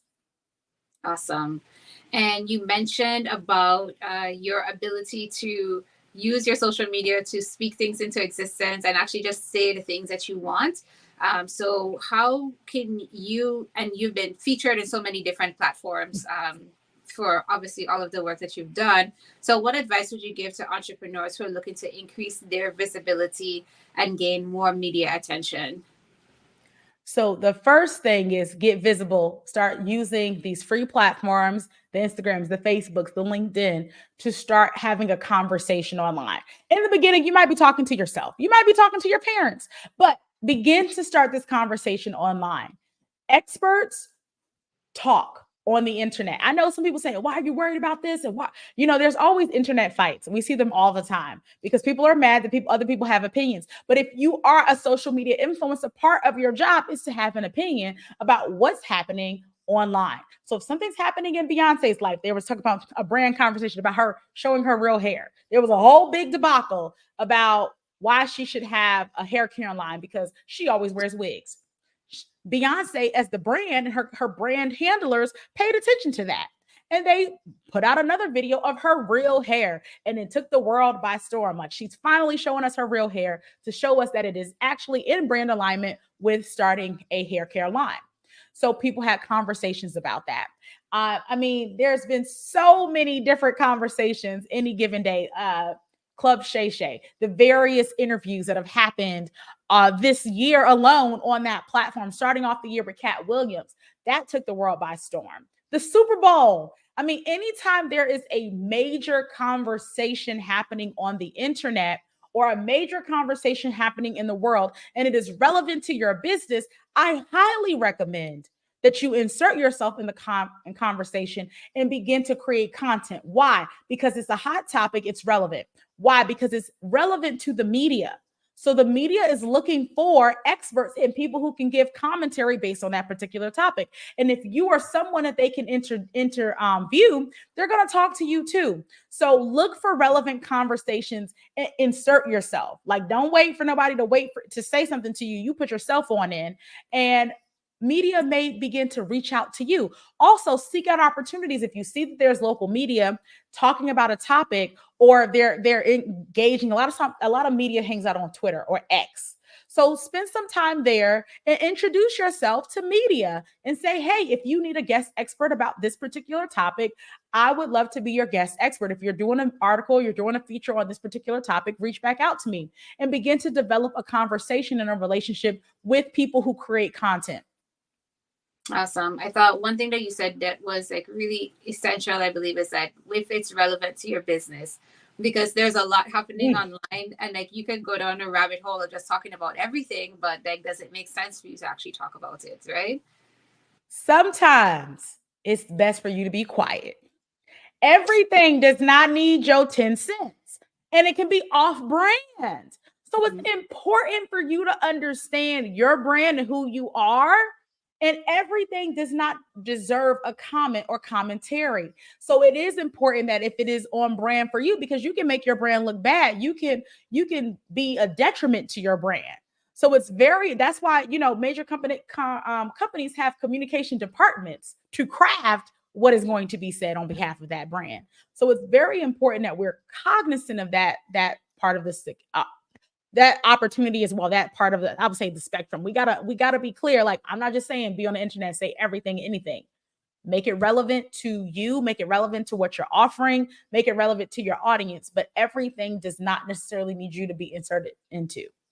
Perfect. Well said. So then how do you tailor your approach to entrepreneurship and branding for different cultural contexts, considering your experience facilitating workshops globally? I love it. So my goal was to teach. I was going to be a Black teacher at a Black school in the hood. That was my goal. But my experiences, even in Philadelphia, when I was student teaching, I taught at one of the most diverse schools in the country. They spoke over 42 different languages. It was over 4,000 students. So my even educational and work experiences have been extremely multicultural. So the thing that I've learned from some of my mentors is I teach who's in the room, and I'm culturally relevant content. It comes from culturally relevant pedagogy. You're supposed to teach and make things relevant to the people who are in front of you. That is a core belief and a value of mine as an educator.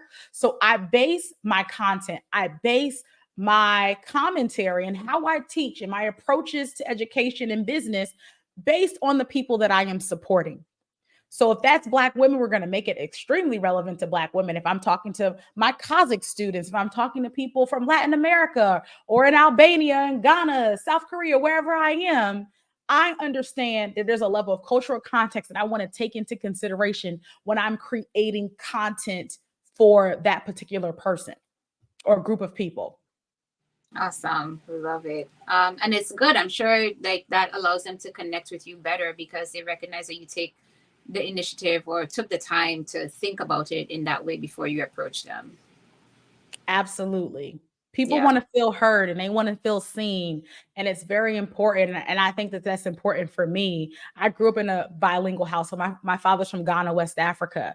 And I understand what miscommunication could look like. My mother's American. One thing that she may have perceived as being something was totally different than the African side of my family. So that cultural consciousness has been with me since I was a child. Awesome.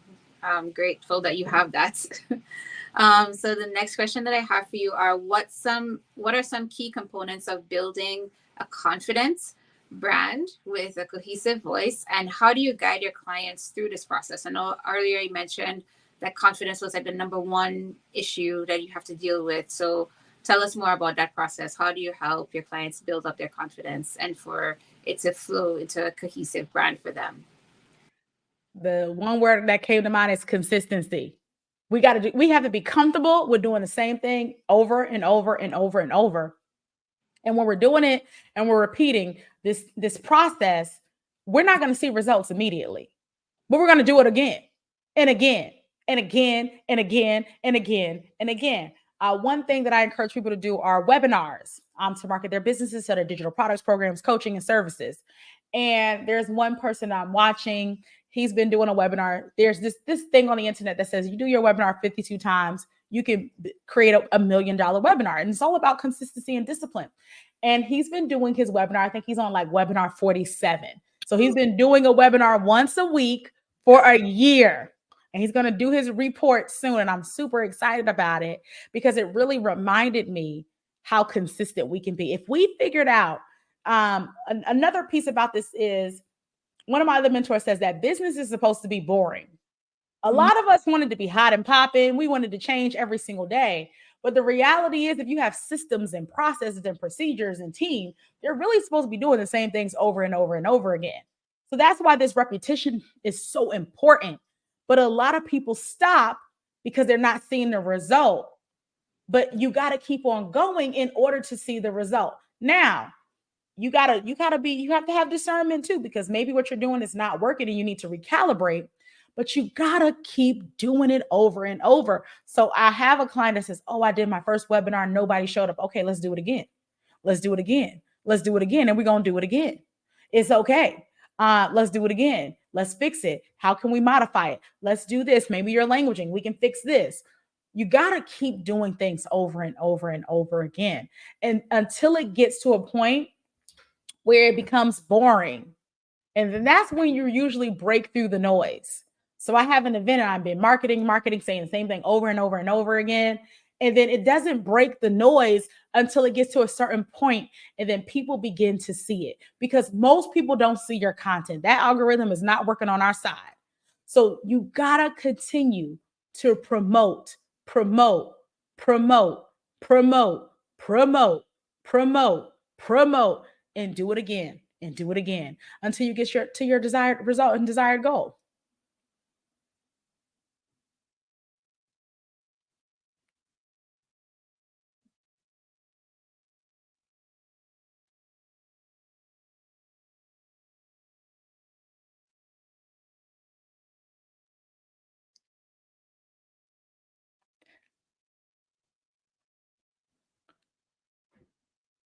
Uh, okay.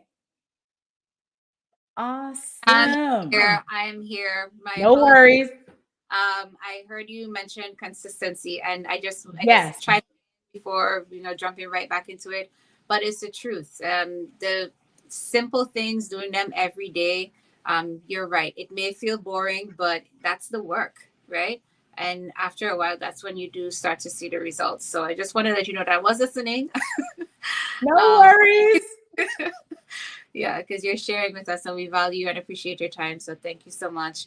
My next question, how do you provide support and accountability that entrepreneurs need to reach their untapped potential? So you're providing all of these services, but how do you provide your support? Like how is that built into your service offering? Great question. So we actually have coaching programs, group coaching programs, and a mastermind, and we do that through our live events as well. So we meet with entrepreneurs one-on-one monthly and bi-monthly in our group programs. And every single month we are identifying what our goals are and what we need to accomplish. If it's specifically, some of them are creating their digital products and online courses and curriculum, we have curriculum and trainings for them, online courses that they can take. And then we're answering their questions. And then for our mastermind, it depends on what they're working on. Our mastermind members have businesses and they're growing them to 6 and multiple 6-figure enterprises. So I customize the support for them. And then what I understand is that community is so important. We lost a lot of that during COVID, the connection and connectivity piece. So community and live events is super important to me. So we meet with our clients, whether it is every 6 months, sometimes every 90 days in person, to support them so that they can be connected to other entrepreneurs. And we don't want people to feel like they have to do this alone. So we're making sure that there's consistent touch points. That's me as an educator. That's very important. When I was in Philadelphia, I had 100 students. I had barely limited prep time. So I was used to teaching all day and all night. With the internet, I don't have to do that as much, but I want to make sure that I'm pouring into people, especially people who make investments in themselves. I want to make sure that I'm giving them the best support possible. Awesome. And then while you're fostering so much community, like in different areas, and a lot of your work is also to get people to showcase themselves online, what are some trends that you're seeing in social media that you want them to dialogue about, like either while they're working in their groups online or in person, so that when they get into these community spaces to speak about building their businesses or share their ideas? Like, what are some trends that you're seeing online that you encourage them to tap into? Great question. One of the things that I am known for is execution. So when we are in person, we had one event that we had in March was our speaker showcase. Most of my clients want to be speakers. They want to build their own brands and they want to be thought leaders. So we host events specifically for them to be speakers. They get video footage. So now they have content of them speaking on a stage. They get photos. So now they have photos that they can use for their social media, for their media kits, so that they can get other opportunities. One of the things that I'm always going to do is create opportunities for my clients in real time to be positioned properly. At my upcoming event, we have a content creation day where we're going to go to a content creation studio and create content, 30 days worth of content in real time. Prior to us going to the studio, I have 2 content creators that are going to come in and teach them how to create strategic content for business owners. And a lot of this content will be vertical video content. So I know that depending on when you're watching this, you may have heard about the TikTok ban, right? It's law, it's been signed by President Biden. TikToks is the countdown to see what they're going to do, whether they're going to sell this platform or are they going to be owned by a China entity, right?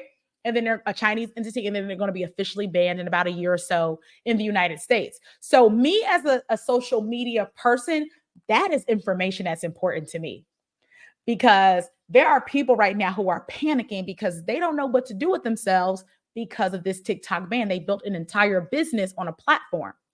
So they need, but the type of content that was created by TikTok, the type of culture, the type of cultural shift that TikTok has created is still going to be there, even if TikTok is banned in the United States.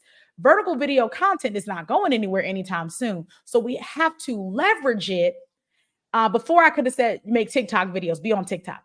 I will say vertical video content. It's the type of content, not necessarily the platform that we need to focus on. Creating video is going to be powerful for you. It can grow your business, and it can take you places that you never imagined. And how do you allow or teach or coach and train your entrepreneurs to be or foster that creative side, but then also to be very cognizant of the business that actually needs to get done? Listen, you got to be in the business, work on the business. So when it comes specifically to content creation, I'm a huge proponent of content batching. So you need to put some time in your calendar, and you need to sit there for whatever, 2 hours, 3 hours, whatever your time frame is. For our ladies, we have to have those photo outfit changes. Just make it an entire thing. Maybe you get some support if you have a child or somebody that can support you, so you can knock it out in a couple of hours. Make it a part of your business model. And then the rest of the time is you actually running the business. So we don't have time. I think I have a video on social media like right now. It's like we don't have time to do content every day or videos every day. We run a business, but we have to be strategic about putting content out there and creating it. So when I'm creating it in a batch. I'm getting my makeup done, making sure my hair look like something, having my clothes on, identifying what my topics are, leveraging artificial intelligence to help me create the topics based on what my target market wants to hear from me, sitting down, creating the topics and creating, and then sending that to a team to edit it and chop it up and make it more palatable for social media. But we gotta, if you are the visual, if you are the personal brand, if you are the face of your brand, your audience is going to want to hear from you. So it's going to be important to create content. And while they're doing batch content creation, how do you enforce or encourage that your clients maintain visibility across different platforms? So you mentioned some of your clients built or scaled their business on TikTok, and you're just encouraging them to make sure that they maintain vertical video content, make sure that they do that, they continue to do that. But how do you support them to create a cohesive brand across different platforms? So the beautiful thing is, if you have one piece of content, we also talk about content repurposing. So content batching, you're creating all the content at one time, you can multiply your content. And people don't take full advantage of this. If you've been in business for a while, if you've been doing, so for me, let me use myself as an example. I've created over 1,000 videos. Probably 2,000, who knows how many at this point, but thousands of video content, hours of content that I've done over these last few years. At some point, I'm saying the same stuff over and over, right? So you can have that content transcribed. So now that same video has become a blog post. It can become tweets. It can become Instagram posts. And you can chop up those videos. If you've been talking for an hour, cut those videos up. And now you have several, at least 61-minute clips of content. And if you want to break those down, now you have 120, 30-second clips of content that you can disperse across platforms. So you do depending on how intricate and complex you want your content marketing strategy to be, you can disperse all these different things on different platforms, or you can just say, okay, I'm going to put this one video across platforms, or I'm going to spend, like sometimes I will spend when I'm binge watching television, I will look at my batch content and I'll upload it or schedule it onto various platforms. Maybe today I'll put this video on TikTok, and I'll put that same video on Instagram Reels, but maybe it won't be on Sunday. It'll come on Monday. And then the video that I did on Tuesday, I will put that on Wednesday on another platform. because now most of the platforms accept vertical video content, so you can just disperse it across platforms. The reality is most people don't see your content. So even if you posted the same piece of content on Facebook, Instagram, Twitter, LinkedIn, most people didn't see it the first time. And if you get what I tell people, create a content bank at least for six months. You can begin repeating some of that evergreen content again, because I promise you, the person who started on January 1st is not the same person that started on July 1st. You can literally repeat your content until you have a year to 18 months worth of content that you can use over and over and over again. Some of your content can be repeated. Some of it, you're still going to create new things on top of it, but there's evergreen. Mother's Day is going to come back again. Father's Day is going to be here. Your birthday is happening again, So there's certain pieces of content that is about to happen that you can take advantage of and create it now. Or you can use old content from last year if it's relevant. So create your content bank. Understand that you can reuse your content again. Keep using it over and over again until you no longer want to use it, or maybe you have a new opinion, but use your content multiple times. And then, so we're creating content based on whatever businesses is, but then how do you encourage your clients or how do you help them navigate finding their niche in their industry so that they can create the content so that, that they can continue to promote their business? Great question. So I'm going to go back to the content piece. When you're creating a lot of content, some people will recommend you create 60 videos, 120 videos. I have had some experts say create a piece of content every day for 30 days, 90 days. When you're creating content like that, a bunch of content at one time, and you're posting it consistently, you want to go back into your analytics and data and see what people are responding to. So if you did 100 videos and we're seeing that there's like 20 videos that went semi-viral, we want to look at what's those videos that went semi-viral and create more content like that. That's how you can find your niche. You identify what people are saying they like from you the most. What are people saying they want to buy from you the most? What are people engaging with you the most? That's the thing that you want to pay attention to. That's the thing you probably want to sell, because people are telling you. And then the best way for people to tell you is with their wallets, with them credit cards. When they start swiping, oh, I know I got a good idea. Yes. And then, okay, so you obviously have to keep yourself up to date in order to teach and give good advice to your clients. So then how do you stay updated personally on the latest trends or what's happening on media? I am consistently investing in mentorship, conferences, events, coaching. This is event season. I'm almost at an event every single week. I've been on the road this month alone. I was in LA. I was in DC. I was in this area, Atlanta, multiple times. I can't even remember where I was. I was in New Jersey. I was in this place. I was in this place at events, learning from people who are content creators, learning from people who are extremely successful in business. I'm always going to spend time with people who are titans of industry, because they will teach you what you need to learn. I'd rather learn it from them than learn it the hard way. So you gotta, and I'm also learning every single day. I'm reading, I watch the news. I am a consumer of social media, so I'm paying attention. I watch videos on the internet. I am looking at my fellow colleagues who are content creators and business owners on the internet. I'm asking them what's working for them. We're masterminding. I'm in a weekly accountability group. We're talking about what's working and what's not working. So staying in community is a major key to my success. Stay in community and ask questions. Every single week, I'm in some type of training. Even this week, tomorrow, I have a training coming up I'm in. Tuesday, I'm going to an event.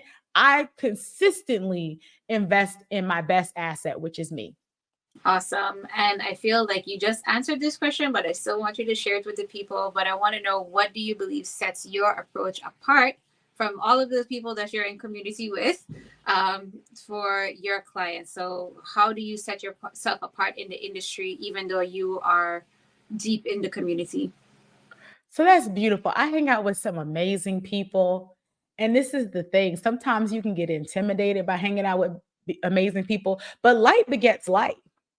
And what I had to realize is they like me as just as much as I like them. And it's something about this hot pinkness that makes me stand out. It's my personality. It's my willingness to serve and help and actually be somebody who brings valuable information to the table. So being okay with just being me and understanding that I bring value, I bring evidence and information, and I'm a learner. I like to learn. I like to listen. I like to read.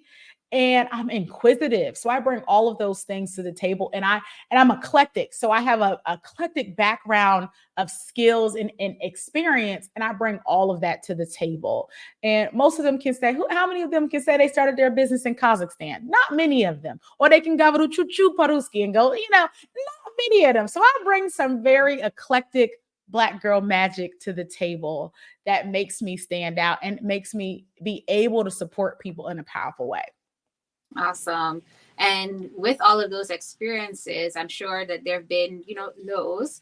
So how has all of your experience and, like all of the background that you've went through, all the things that you've seen and learned from others, how do you personally come out of setback periods? Ooh, and saying no. Well, I'm in a season of transition and pivoting. So I understand it's just going to be more no's. But because I've been in business this amount of time, I'm not fazed by it right now. I'm like, okay, this person said no, no, no, no, no, no, no. I must be getting closer to a yes. It's just that I cannot. Number one, I have a belief that things are going to work out in my favor and they're going to work out for my good. So if I know everything's going to work out, I just got to keep on going because it's going to work out. And it's going to be phenomenal. It's going to be absolutely amazing because great things come to me. That's just my belief. And I'm going to hear no's. And sometimes them no's are not yet. They're going to come back around and wish they would have said yes because it's happened before. I should have said yes to you. I should have said it. And if it's a no, okay, cool. On to the next one. I don't have the energy, the time, or the patience to be wallowing over a no. Let's go to the next thing. I love that. And so as you continue to do your work, then what legacy do you hope to leave through the work that you're putting out into the world and everything that you're doing to impact women and empowering entrepreneurs to build strong and confident brands? So what is going to be Dr. Adu's legacy? I want my future children to say that they are proud of me, that I made life, I was intentional, and I made life easier for them. I want my nieces and nephews to believe that whatever they desire to have in life is available and possible for them because they saw evidence of it in me. I want women to know that they can do this. It's not always going to be easy. Sometimes it's not always going to be profitable, but you can be successful. You can create the life that you desire. You have permission to do or not to do. And I want them to feel like life is supposed to be exciting and fun, and it's supposed to be fulfilling. We're not supposed to be struggling and sad, depressed all the time. Like, that's just not what we're supposed to do. We're supposed to enjoy this part of our physical bodies and our lives because life is too short. So I hope that they are inspired to live a better life. I hope they're inspired to go after their goals and their dreams. And I hope that I leave them, like my family and my bloodline, tangible things that they could actually use, financially tangible things that they can use to make their lives easier as they move forward in the world. Awesome. So we'll speak that over them. I heard you say not just generational wealth, but like dynastic wealth. So we'll speak that over them. Listen, I'm here for it. I won't be here to see it, but I am here for it. Yes. Awesome. When it comes to dynastic wealth specifically, we're talking about hundreds of years worth of wealth. We're talking about the Disneys, the Waltons, the Bezos, the Knowles Carter clan. Their kids don't got to work. Right. Like, they come out the womb, millionaires and billionaires. What does that do for your lineage to never understand poverty? And they just got to read it in a book. They like, people live like that? They can't even believe it. That's what I want to be able to create in my bloodline. And we have the opportunities to do that. If I got to make all the mistakes and all the challenges so that can be a goal can be accomplished, let's so be it. I'll make it happen. Awesome. So then tell us what you're working on. What are some things that the people can look forward to, so that they can support, so that we can create this dynastic wealth in your family line? Tell us all the things. Yes. So we actually have a conference for women entrepreneurs. It's the men who can handle all the pot pink. Called the Girl, Your Brand's a Big Deal Conference. It's going to be live in Charlotte, North Carolina, June 6th, 7th, and 8th, 2024. It's coming up. So make sure you check it out. And it's a branding and marketing conference for women entrepreneurs who want to build 6-figure, 7-figure, and beyond brands. And we are super excited to help them. We're going to be talking about those latest digital marketing strategies. What's working today? And how can you grow your business? How can you be more confident and more powerful in what you're doing? And then also, how do you get paid for that expertise? So we're super excited. We have some phenomenal people that are going to be coming. Our keynote speaker is the legendary Kim Coles of Living Single. We just have a great group of people that will be speaking at this event. We're going to be talking about paid advertising, artificial intelligence, all the hot topics of internet marketing and brand strategy. And we would love for you to be there. Awesome. So definitely make sure to share all of that information with your colleagues, so that you can support Dr. Adu. It sounds like it's going to be a fantastic time. And lastly, we want you to share a message. So what message would you like to share with aspiring entrepreneurs who are considering taking the leap into entrepreneurship? Just go for it, just to do it. My last name is Adu, and we say just to do it. If you want to take that leap of faith to start your business, go after it. Go after your goals. And even if you're nervous about it, understand that everything is figure outable on that other side. Even if it's successful, it's going to be figure outable. Even if it's not successful, you're going to figure it out. So go for it. We need more leapers. We need more doers in the marketplace. We need more people who are positioned for success. Go out there and do it and find a mentor to support you through it. Awesome. And I'll give you just one more opportunity to share the dates for your event, and send any contact information. Yes. So our Girl, Your Brand's a Big Deal conference is June 6th, 7th, and 8th in Charlotte, North Carolina. You can go to thebigdealconference.com, thebigdealconference.com to get your tickets. And we would love to see you there, thebigdealconference.com. And you can use the coupon code Big Deal to get a discount on it. And it's going to be absolutely phenomenal, and you're not going to want to miss it. Awesome. So, Dr. Adu, we just want to thank you so much for your time today.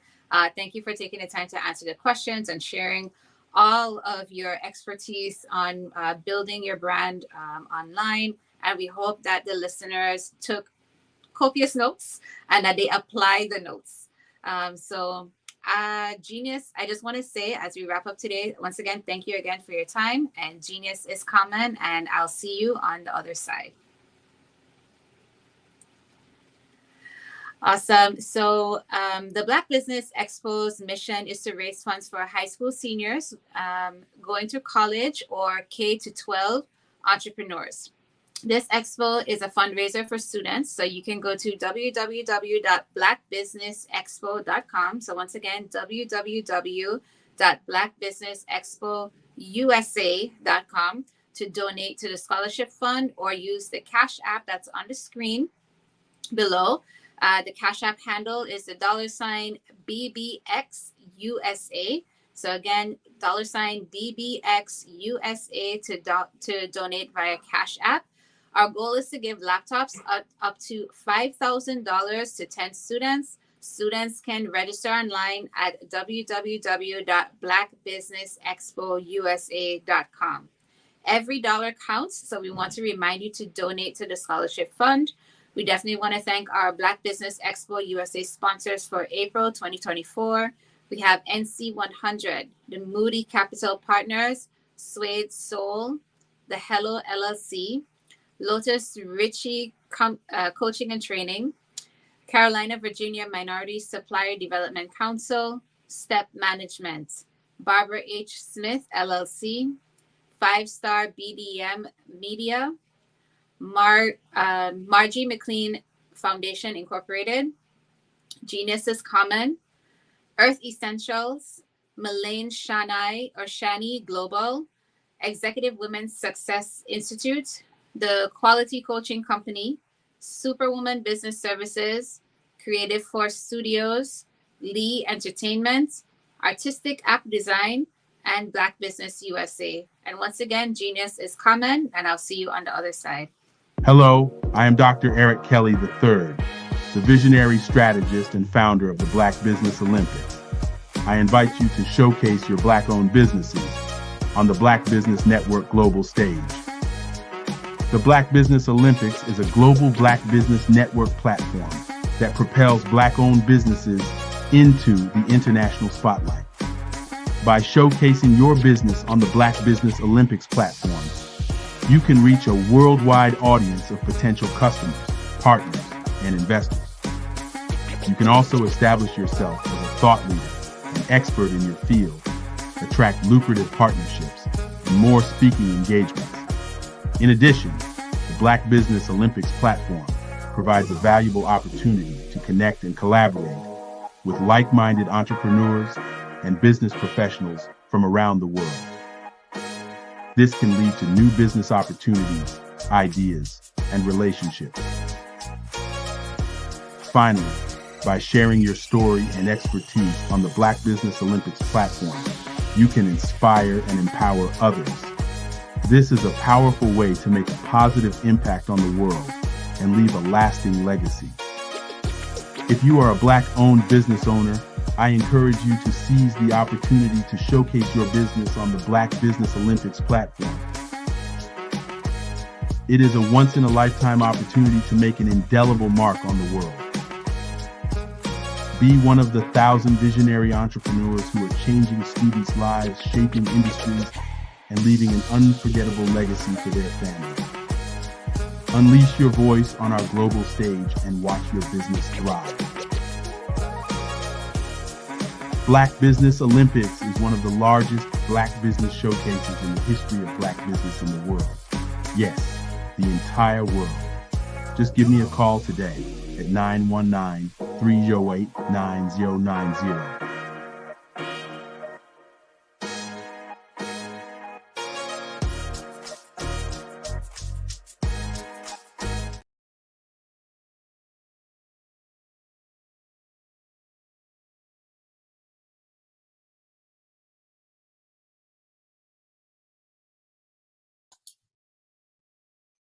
Hi, I'm Barbara Smith.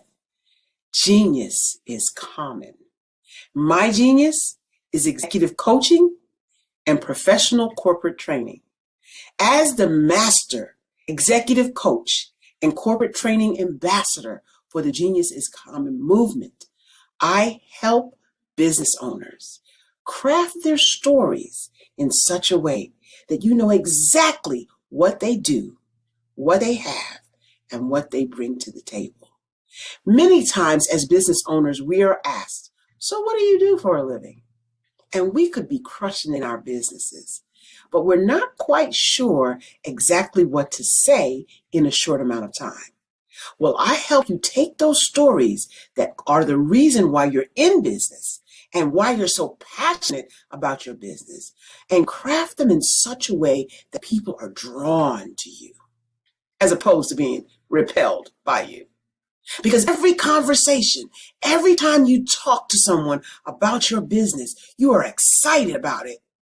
But are you really conveying what you do, what you have, and what you bring to the table? And do really people understand why you care so much and why they should care that you have the solution to their problem? Well, I'm here to help you with that. As a master storyteller, I can help you with your stories and spin them in such a way that they are intriguing and fascinating. People want to listen to you talk about your business. That's why at the Genius is Common movement, I am the master executive coach and professional training ambassador. That's my genius. And genius? Oh yeah, it's common. Did you know women represent just 3% of Fortune 500 CEOs and less than 15% of corporate executives at top companies worldwide? Have you wondered what the secrets are to getting into the top ranks, whether in the private or public sector? Do you want to figure out how to stop being held back in your career or passed over for promotion? Then you're in the right place. Hi, I'm Dr. Madeline Ann Lewis, President and CEO of the Executive Women's Success Institute. I have decades of experience in the military, the federal government, and corporate America, and my mission is to help women succeed and tap into their full potential. I want to reach 1 million plus women around the world to become the leaders they are meant to be. So if you want to move into a management or executive level position, or maybe you are a female veteran transitioning out of the military into business entrepreneurship, then reach out to the Executive Women's Success Institute at 301-693-3284. Let us get you on the fast track to success.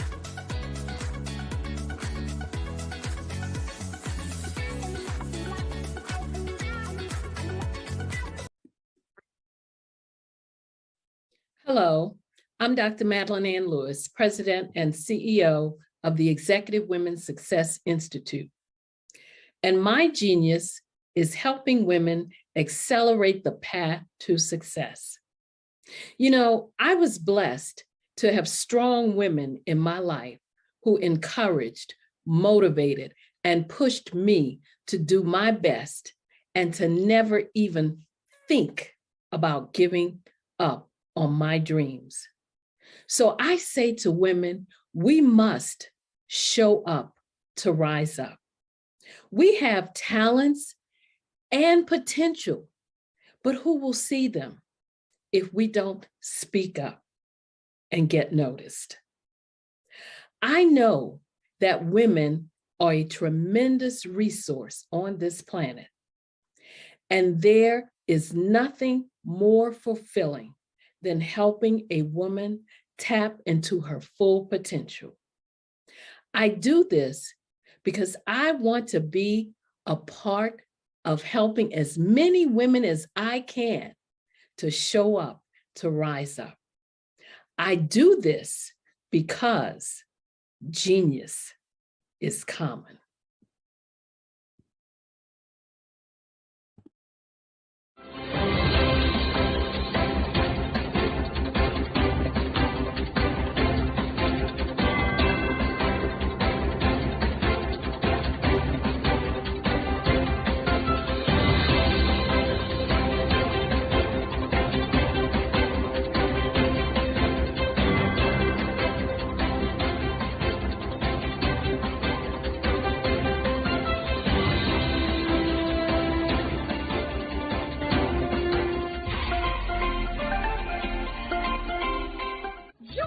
Dr. Eric Kelly III and a host of phenomenal speakers from all around the globe for this 7-day virtual event that you don't want to miss.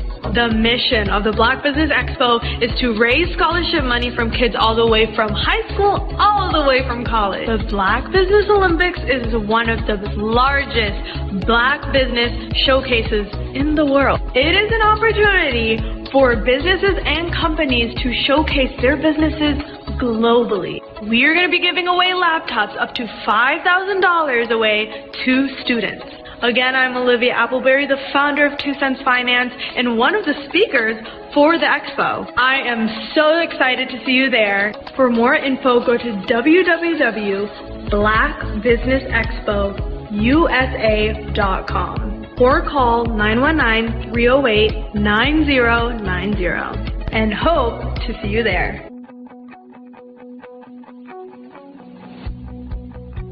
I am Black Business. From the moment I wake until the time I sleep. Yes, I am Black Business. I am Black Business. Tell me, are you Black Business? I am Black Business. Do you support Black businesses?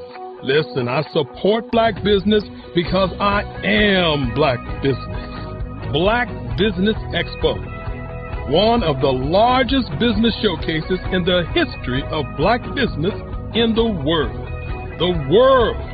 Sign up today at www.blackbusinessexpo.com. blackbusinessexpo.usa.com or call 919-308-9090. I am Black Business.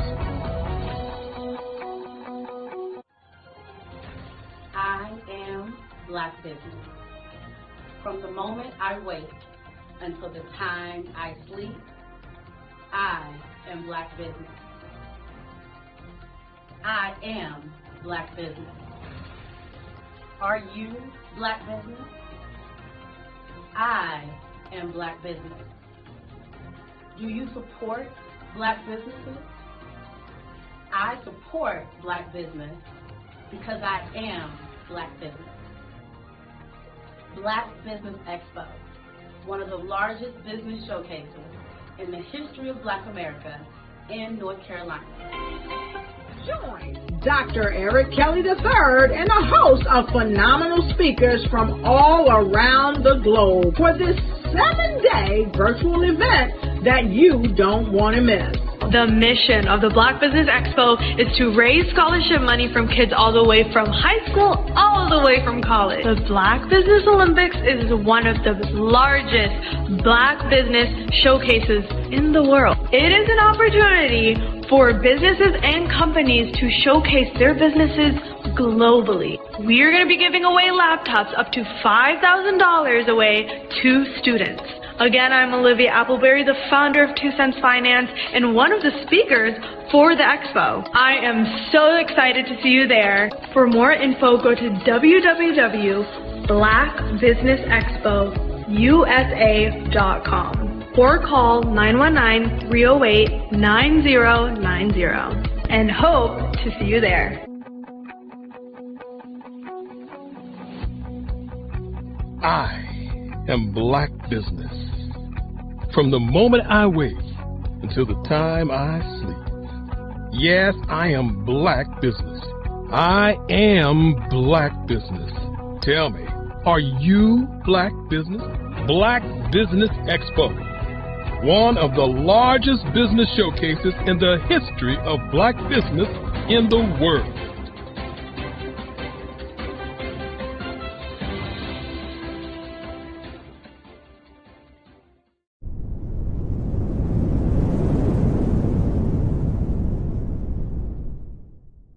I'd like you to imagine with me, if you will, opening an app where you can collaborate with like-minded individuals from around the world, get inspiration and in-app tools to launch and grow your business, as well as share your knowledge and earn compensation, all in one app.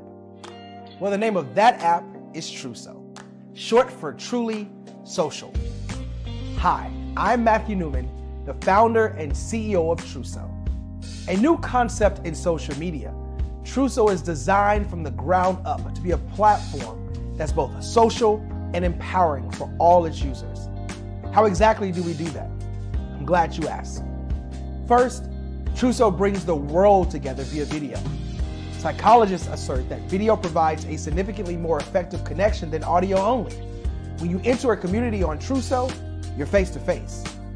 Second, on Truso, you don't have to have 1 million followers to monetize.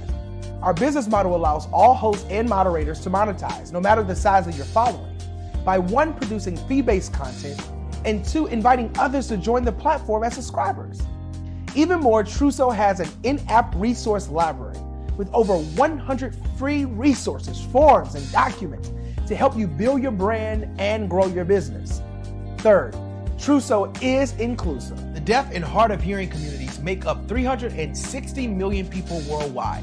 Unlike audio-only apps, Truso embraces its community, providing a networking platform that allows them to participate via video and closed captioning. We even have a deaf and hard of hearing foundation in the works as well. Fourth, Truso is both social and safe. We refer to Truso as a virtual extension of the beauty shop, barbershop, and brainchild of the community. A place where there's laughter, along with wisdom, growth-oriented conversation, and genuine connections in a safe space. Truso even has proprietary security to ensure we maintain a safe environment for everyone. Where are we at now? Truso is live, y'all. We've launched in beta and we're acquiring users daily.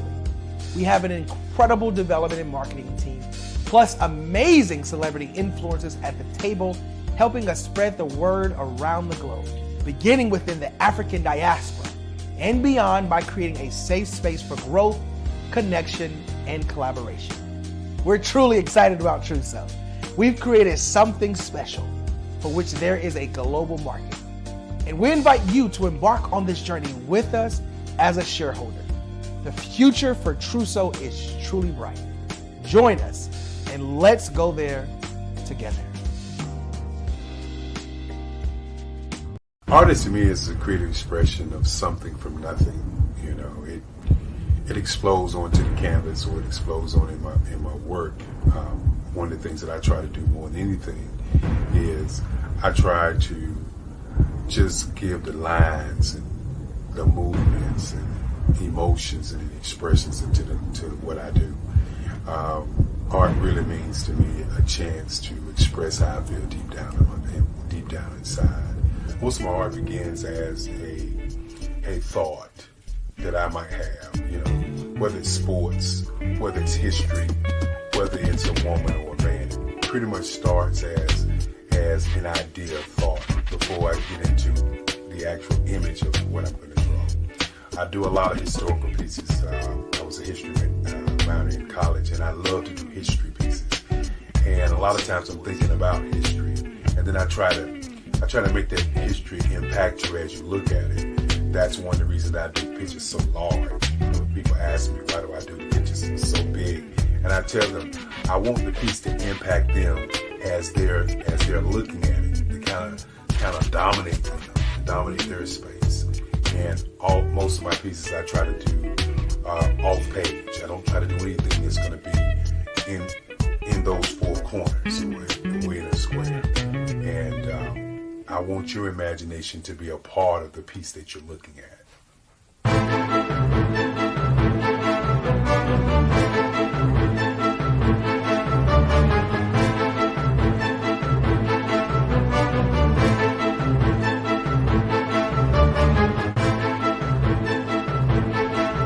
The way I feel when I'm drawing, when I'm creating something, is I feel free. I feel like there's an anticipation of something that's going to come.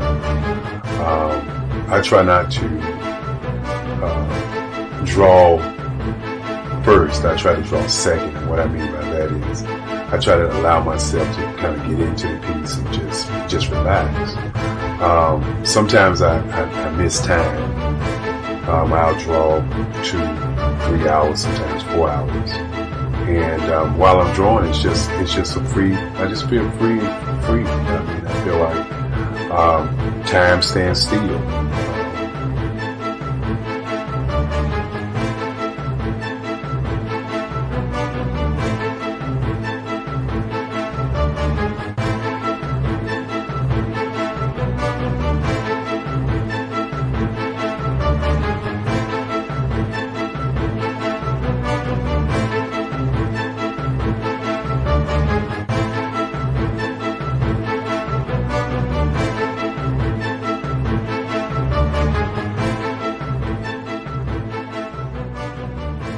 That's what it's all about in terms of the lines and the colors in my work, is to get an expression, to go deeper and past just what you see on the surface, but to go in and try to find an expression that everybody gets a different taste of what that expression is, whether it's anger or whether it's being happy or whether it's being, kind of calm or nonchalant.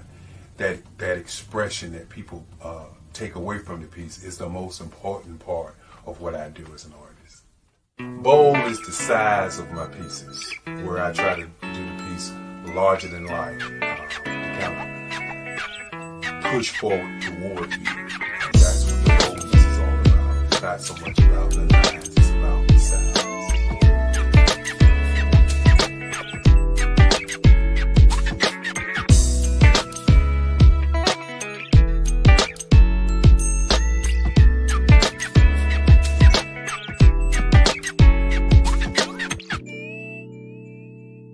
The Face of Change art show is inspired by my mother, but more importantly, it's a historical moment in time as the pieces depict different emotions and expressions of Barack Obama. The 44th president is indicative of the 44 pieces of art that I have done in this particular collection. When you begin to think about expressions and portraits, this is a portrait gallery of expressions of what transpired as Barack Obama ran for office. Some of the pictures are abstract and some are expressionistic. And I combined both of those forms of art to create this collection of art pieces.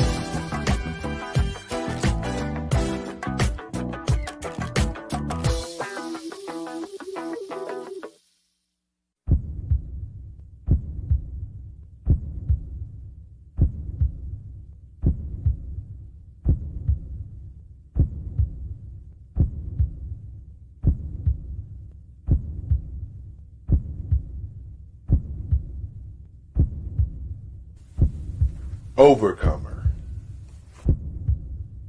brilliant, ambitious, motivated, awesome. Obama.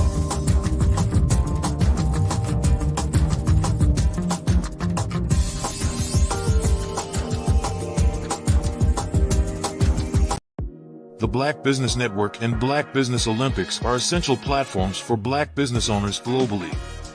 They provide the tools and support you need to succeed in today's competitive marketplace.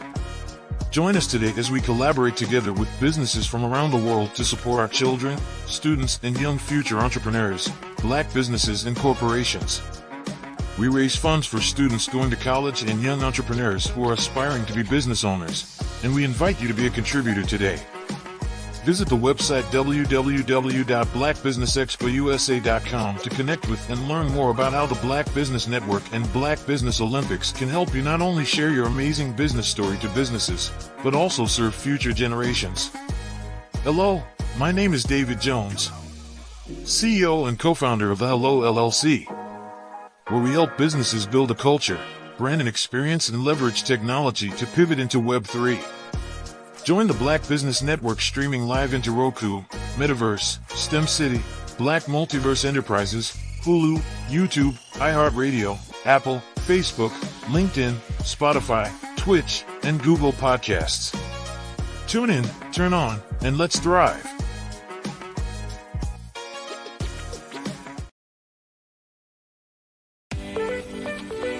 You are in the right place at the right time.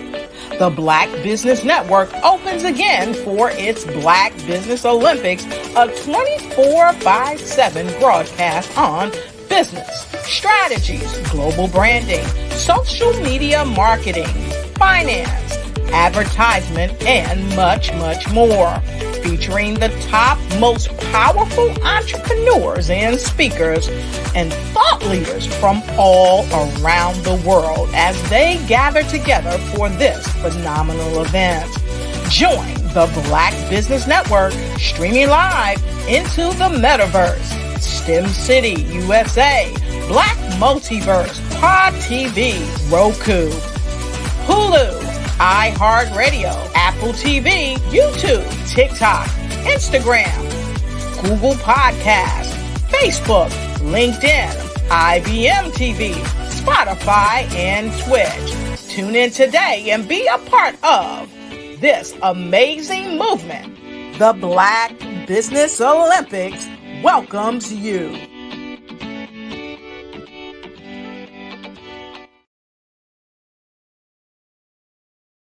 The Black Business Expo's mission is to raise funds for high school seniors going to college or K-12 entrepreneurs.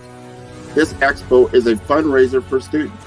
please, you may go to www.blackbusinessexpousa.com to donate to the scholarship fund or use the Cash App at $BBXUSA. Our goal is to give laptops and up to $5,000 to 10 students. Students can register online at www.blackbusinessexpousa.com. Every dollar counts. Please donate to the Black Business Expo USA Scholarship Fund.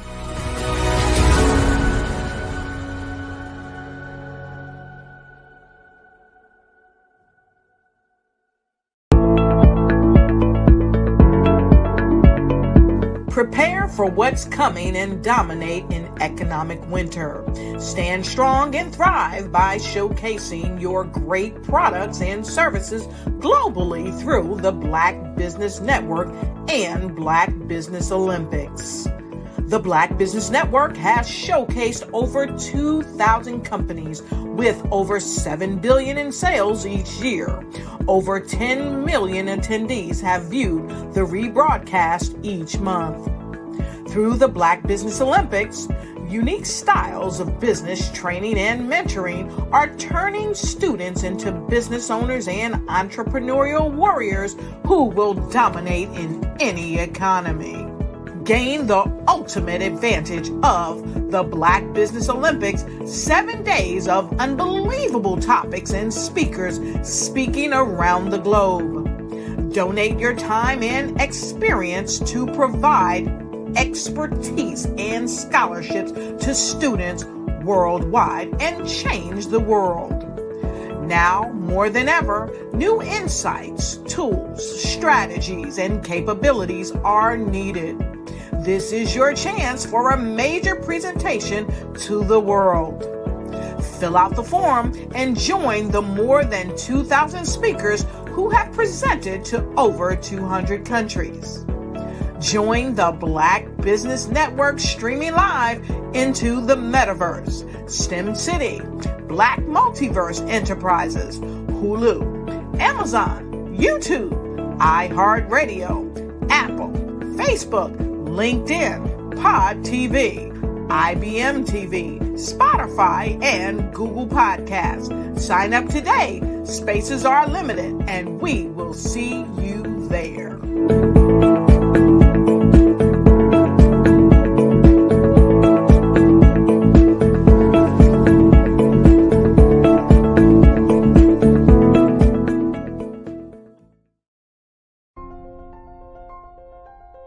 What if you could build your own city? A place where every child can find nurturing people to help them achieve their full potential. A place where every adult can access job training support. Where health education is abundant. Where social justice ruled the land. A place without limitations. Welcome. You have arrived at STEM City USA. It is what every city should be. A safe and trusted community where you find people and resources to help you become everything you are and beyond. STEM City is unlike anything you have ever experienced. It is a digital twin of the world around you, only better. STEM City is about energy and soul renewal. It is more than a digital world. You can almost feel the power of live cultural events, music, and theater. STEM City promises a better future for children with caring mentors and hands-on activities with dedicated tutors to support our youth. STEM City is your passport to a healthy lifestyle with weekly events addressing our community's many issues. STEM City is your financial well-being with helpful information on wealth management, career advancement, job training, and so much more. STEM City is the community you deserve. It is the city where your dreams can come true. STEM City USA, a place in the sky that is accessible to all who reach for the stars.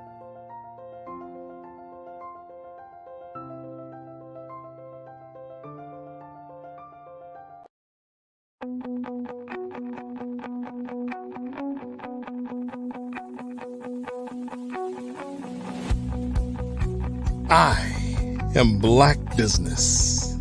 From the moment I wake until the time I sleep. Yes, I am Black business. I am Black business. Tell me, are you Black business? I am Black business. Do you support Black businesses? Listen, I support Black business because I am Black business. Black Business Expo, one of the largest business showcases in the history of Black business in the world. The world. Sign up today at www.blackbusinessexpousa.com or call 919-308-9090. I am Black business.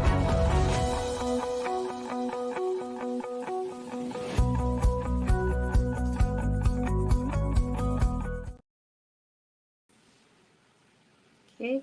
Good afternoon, business owners, entrepreneurs, thought leaders, and corporations. Welcome to Black Business Network. My name is Helene Joseph. I am your business moderator for this afternoon on the Black Business Network. The Black Business Network is a 24-hour business network showcasing Black businesses, Black entrepreneurs, Black owners, and thought leaders worldwide. We have speakers from North Carolina, London, Singapore, Africa, Japan, and cities all across the United States.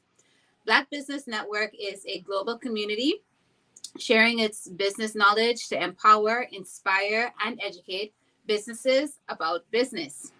This afternoon, I have the honor and distinct privilege of welcoming to the screen our military veteran, Dr. Carrie Jackson. So Dr. Carrie Jackson is a veteran of the U.S. Army and a seasoned professional with over 19 years of experience in information systems management. In addition to her business ventures, she is also the co-founder of a nonprofit organization called A Grateful Heart Abounds, which aims to help at-risk individuals and bridge the gap between local resources, nonprofits, and those in need of service. So without any further ado, I want to welcome Miss Carrie Jackson, our veteran of the U.S. Army. Hello, how are you? I'm doing well, Miss. Okay. Well, I guess instead of this being a fireside chat, I guess I'm going to go live and do a presentation. Oh, wow. All right. So as she was saying, my name is Carrie Jackson. I'm not a doctor. I'm just regular old Carrie Jackson. And yes, I do have a nonprofit. It's called A Grateful Heart Abounds, and it's there to target and help the at-risk individuals, and more so highlight the struggles that we have within or the breakdowns that there are between the nonprofits and the city organizations, the government organizations in the community, and how we can actually bridge the gap and make it a lot better. I do have over 19 years of information systems management experience. And so with that, and with my passion to help people, that is where I started to do brand management and brand development and marketing. So I help individuals establish and build out their brand that they may have. Oh, I'm not sure if she's coming back in here. I am here. Apologies for any technical difficulties. So just making it's okay. So thank you so much. So tell me a little bit more about what you were saying before I got so rudely interrupted by technology. It's okay. I think I have those issues too sometimes. Basically, what I was saying, I touched a little bit on the the nonprofit organization, A Grateful Heart Abounds, on how it is more on identifying and filling in the gaps so that we can better serve and identify the different areas that at-risk individuals may need services and how to improve the programs that provide those services. And then with my diverse background with information systems, that has led me to doing the brand development and management for different clients. And one of my key things that I always go to that I tell everyone, I even have shirts for it, is to trust the process. Because sometimes we get so lost in the end goal or trying to meet a mark that we forget to just trust the process and trust the moment that we're in at the current moment, at the current time. So just having the reminder of trust the process. Awesome. So can you just dive into that a little bit more? Can you let us know the origins of trust the process and how it came to be? Like, how did you even start putting it on t-shirts? So I guess the origin of it, I was going through, I'm not going to say it was like a midlife crisis. I like to call it a life reset almost a decade now. It was a life reset point. And as I was going through and just trying to balance everything, I realized that, you have to take it moment by moment. Because some days were very hard. I was going through a battle with being homeless, not having a place for my daughter to stay, having a place for myself to stay. So just trying to tackle those things and get back to a place of normalcy, like to get back to, having a roof over your head and having money to pay the bills and actually have bills to pay and feel good about it, if that's a thing. It is a thing. I think Tupac has a song where he says he loves that he can pay rent when it's due. It's a thing.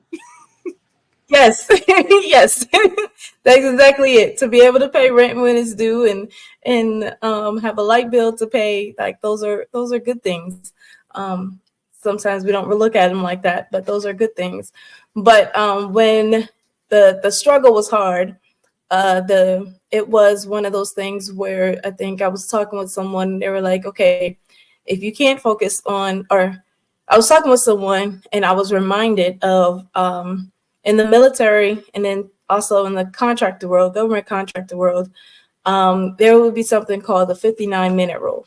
So the 59-minute was like a leave that a civilian, because a civilian couldn't take the whole 60 minutes, and then it would be actually paid time that they would have to be paid. So it's like a 59-minute where it's like a leave. So when I looked at it, I was like, okay, if I just break it down to 59 minutes and I try to make it to the next set of 59 so it can reset, then, maybe I can make it through that moment or that time. So it's like I had to I started like some days it would be just the 59 seconds to get to the new minute. Some days it would be 59 minutes to get to the next hour. And then the next thing is to get to 11:59. So, they say that, you have new grace, new mercies, new blessings in a new day. And the new day starts right at midnight. In the military world, it goes back to 000, right? For the new day.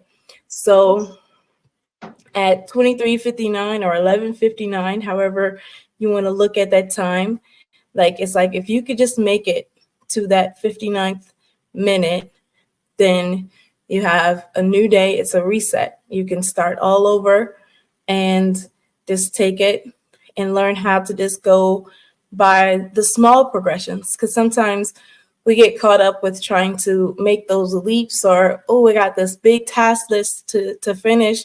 But what if you don't finish that task list for the day? What if you can't check off all of those boxes, but you did check off one, So sometimes we have to take a moment. Say again? Give yourself some grace. Yeah, give yourself some grace. Just allow for that 59-minute, like apply that 59-minute rule to your life. Like say, okay, I'm gonna take this 59. That was my grace period, and I'm gonna go back and start over with the next set. So Awesome. So tell us, and you shared a lot already, but tell us what actually inspired you to get this project started, and can you speak to the mission if you haven't already? Okay, so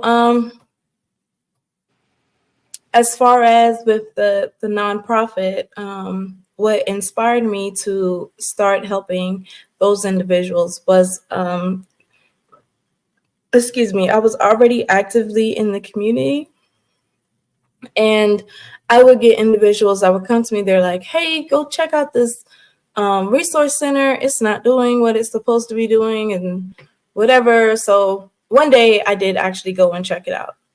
And when I went there, it was something as simple as just like, it was a cold day and there wasn't anything hot for them to drink.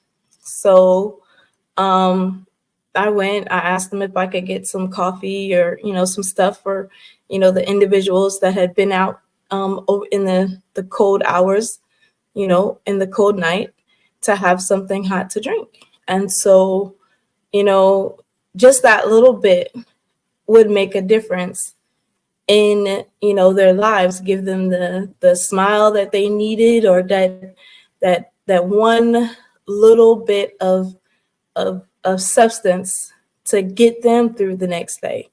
So you remember on how I was mentioning on how I went and I was living, through the grace of the 59 minutes and trying to grow to get to the next point.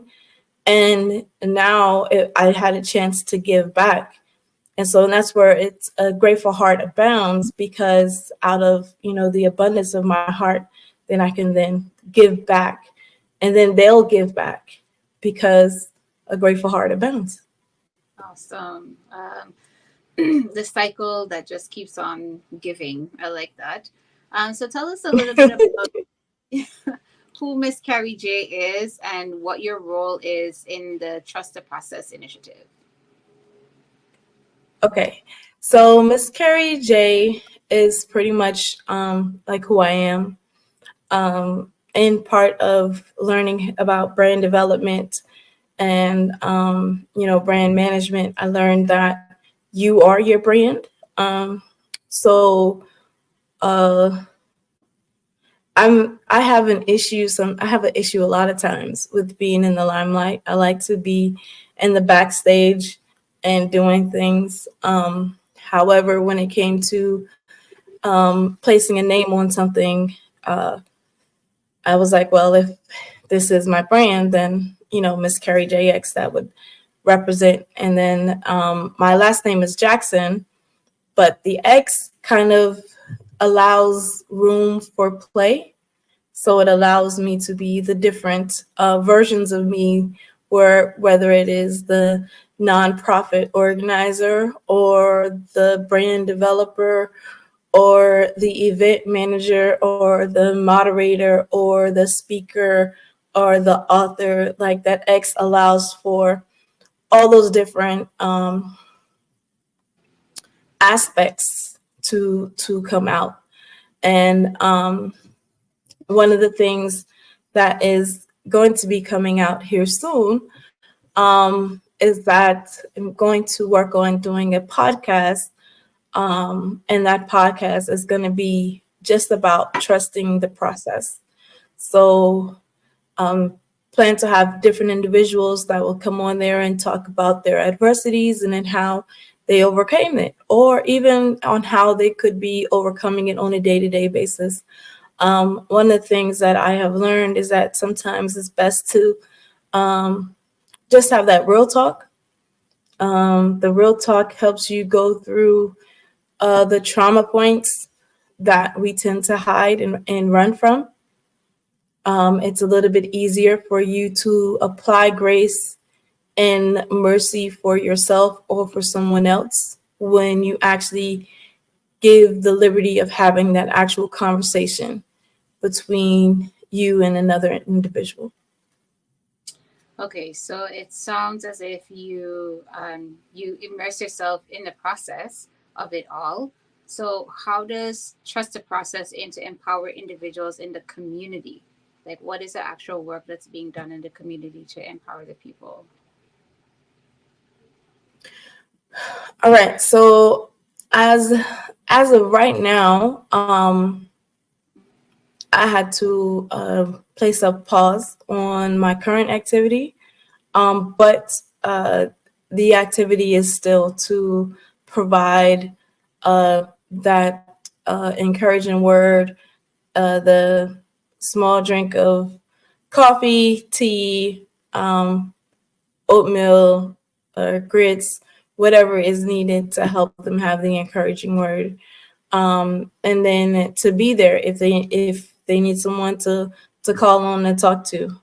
That those are still the guiding points.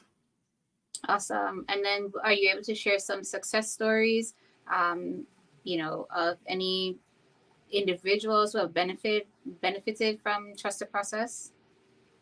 Or any Yes, so there was share? Yes. yes, Share. so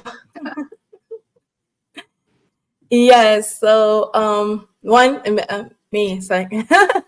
But no, so there was a family that I worked closely with from, I want to say, like December all the way up until right towards the end of February. And, they were really down and struggling. And regardless of whatever the hurdle was, we breathe through it. We trust the process, and now they have their home, they have a car, they are, a complete 360 from where they were back in November.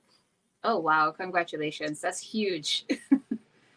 So now they're experiencing the joy of having rent to pay, which is amazing. Yes, now they're experiencing the joy of having rent to pay and electricity to pay. Yes. Oh, the joys, the little pleasures in life, it's the simple things. Yes, yeah. And then so how does trust the process foster trust and collaboration within the communities? And I'm sure I'm getting the sense of it based off of your work, but just, I guess, reiterate it for the people who are watching online or will catch the replay. Yes. So one of the things that, it's almost like it becomes a beacon of light that, that's put out there to shine in the darkness. And then it's like, once you have given the light, then you can pass on that light to someone else to then take up the torch and run the race. So earlier I started to mention that I had to personally put a pause because I had some other things going on in life. However, there were people that I had connected with in the community, and they have taken up the torch and they are running with it. There are a lot of changes and different initiatives that are coming within the community. I think I read just probably a week ago where they were talking about possibly placing little tiny homes for individuals on a block of land so that we can, provide a better place for the at-risk individuals or for those that are homeless. And then to shine the light on how sometimes the services, they get bottlenecked. There's people out here that have an emergent need where it's like they don't need, to wait 3 weeks, 4 weeks, go through red tape in order to get services that they need. The need for someone that's at risk or someone that is actually in a homeless situation is, it's like a 24, 72 hours, like, what can be done to help sustain for this moment. And working with the community and communicating and us coming together as a unit. If I think back where a couple of months back, that we were still trying to identify key players, key organizations that make things happen. And since then, like, there's a lot of them that we've come together as a unit to help one another, better service those that are at risk. And that is the goal, and that's the beauty, to be able to see those things happen. Wow. So I think this next question fits right in line with what you just expressed, but we want to understand, what are the core values that guide Trust the Process in its work? Okay, you were breaking up a little bit, so Okay, I do believe you're going to need to repeat that question. Sure, no problem. I was asking, what are the core values that guide Trust the Process in its work?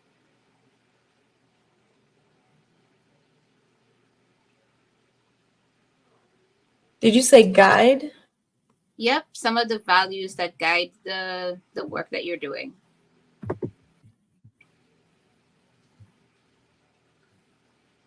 Did you hear me okay? I did not No hear problem. the question. No problem. I was asking, what are some of the core values that guide some of the work that you're doing with Trust the Process? Okay, so some of the core values in the work that I'm doing, I would say, would be faith and trust and patience. And at the end of that would be resilience, learning how to become a resilient individual through faith, trust, and grace. Okay. And then I know that you're mentioning some of the work that you're doing to help families that are in immediate need, but can you describe some of the programs or activities offered through Trust the Process that are related to equity and inclusion?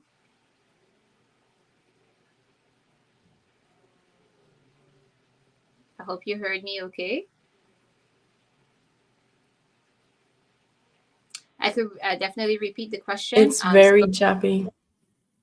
I understand. I apologize. So the question is, again, That's okay. No problem. Thank you for understanding. Where was I? How does Trust the Process address issues related to equity and inclusion? And we're going to wait for Ms. Jackson to get back on the line, but we have with us today Ms. Carrie Jackson and her organization doing work under the theme of Trust the Process. And she is a former Army veteran who's taken on some work in her community. And so we're really gracious to hear from her today and definitely appreciate her time. And we're going to give her a few minutes to get back into the room. And until then, maybe I can pull up more of her bio and I could share that with you so that we have a full understanding of the work that Ms. Carrie J is doing. So in addition to her work in the nonprofit sector, Carrie is also involved in a business partnership with Inkblot Strategic Consulting, where she helps other brands and businesses with their marketing and strategic consulting needs. Her entrepreneurial spirit and passion for identifying opportunities for investment and growth have allowed her to grow personally, professionally, and financially in the network marketing industry.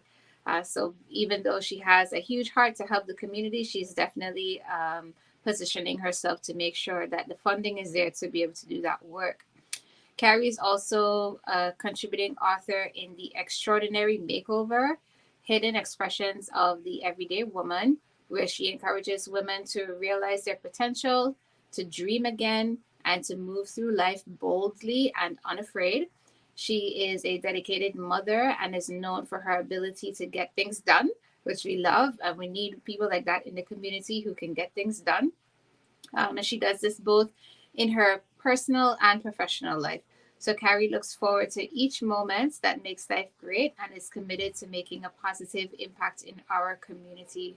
And so we've been super grateful to have Miss Carrie J on the line with us today, and looking forward to hearing more from her.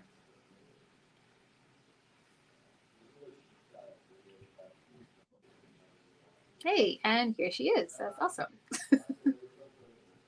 Yes. I don't know what I missed. I just this went connection is no problem. I just went through more of your bio so that people knew more about you. And then I can jump back into the questioning. I wanted to know, I guess I can ask, what are some of the main challenges you've encountered while building and running Trust the Process?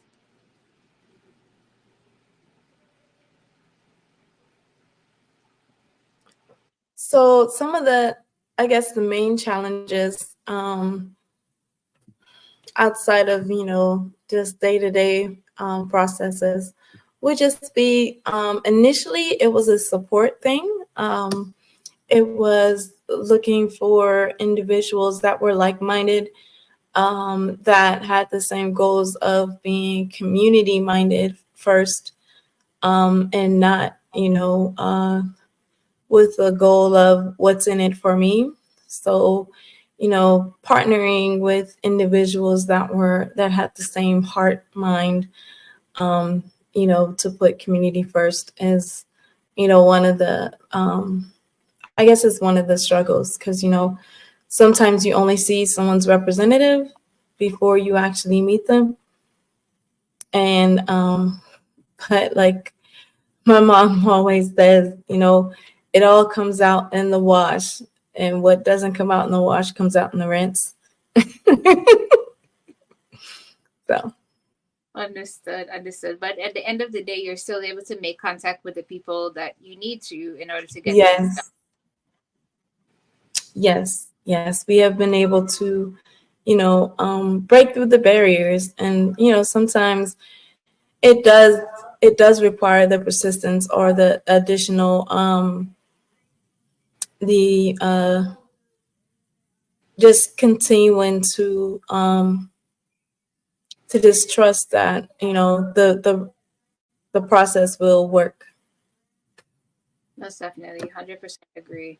And then how does the trusted process address issues related to equity and inclusion? I think this was the question I was trying to ask you earlier. So hopefully you heard it this time. Oh, you just muted yourself, actually. Oh, is that better? I'm sorry. That's all right. Okay. So as far as equity and inclusion, it's, equity is about acceptance, and I think inclusion is about acceptance as well. And sometimes, as far as when we look at how diverse of a community we have grown to become, we have to, I guess, stand strong on certain pillars that at the end of the day, everyone has the right to a pursuit of happiness, and they have a right to their freedom, regardless of who they are, what shape, background, or I guess color, creed, nationality, belief, whatever it is. We're all entitled to those inalienable truths and those inalienable rights. And, with each, I think with each hurdle, or with each barrier, there is a separate process. However, at the end, like I said, it might be a long 59-minute. you might be counting 59 seconds for a while before you can get to that minute, because it may be a hurdle, because sometimes it requires a mind shift of different individuals within the community. And that's not something that tends to happen overnight or within a few weeks. Like, it requires a persistent face or a resilient stance in order for the mind shift to change. Agreed. And then, so what are some of the programs that maybe you used to run or are currently running with Trust the Process in the community, that maybe some other community members are helping you with running and facilitating? Yeah, so it was a big outreach, as far as outreach coordination, to make sure that, individuals that needed food and supplies, or that needed that morning wake up, that they would get it. So it was an outreach service, and that is still going on.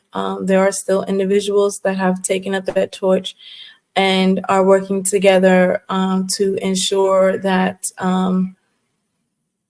individuals are getting, their food and stuff at least like twice a week, and that those needs are being met. Okay, thank you for sharing that. And then does Trust, so since you have a background in information systems technologies, we want to know, how does Trust the Process leverage technology and innovation in its approach? How does it diverse technology? No, Is that what you said? How does it leverage? So how do you use technology in your approach?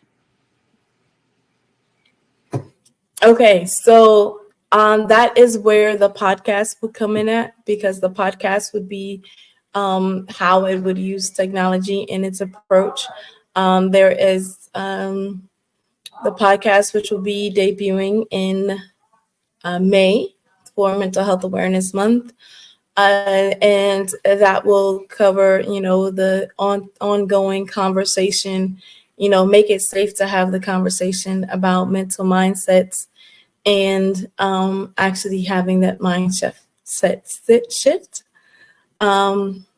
You can find me at Miss Carrie J, or Miss Carrie _JX. And then there's also a Grateful Heart Abounds. Awesome. On Instagram and Facebook. Awesome. Well, we want to thank you so much for your time. And we want everyone to remember that genius is common. And I'll see you on the other side. On the other side.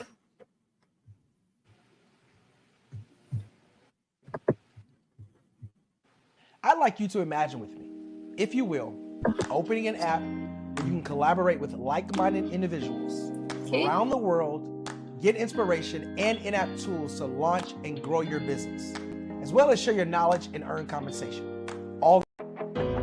I am Black Business. From the moment I wake until the time I sleep, I am Black Business. I am Black Business. Are you Black Business? I am Black Business. Do you support Black businesses? I support Black business because I am Black Business. Black Business Expo, one of the largest business showcases in the history of Black business in the world.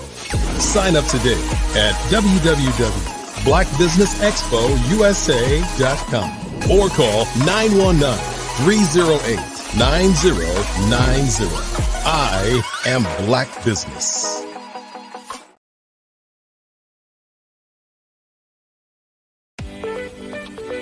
You are in the right place at the right time. The Black Business Network opens again for its Black Business Olympics, a 24/7 broadcast on business, strategies, global branding, social media marketing, finance, advertisement, and much, much more. Featuring featuring the top, most powerful entrepreneurs and speakers and thought leaders from all around the world as they gather together for this phenomenal event. Join the Black Business Network streaming live into the metaverse, STEM City USA, Black Multiverse, Pod TV, Roku, Hulu, iHeartRadio, Apple TV, YouTube, TikTok, Instagram, Google Podcasts, Facebook, LinkedIn, IBM TV, Spotify, and Twitch. Tune in today and be a part of this amazing movement. The Black Business Olympics welcomes you.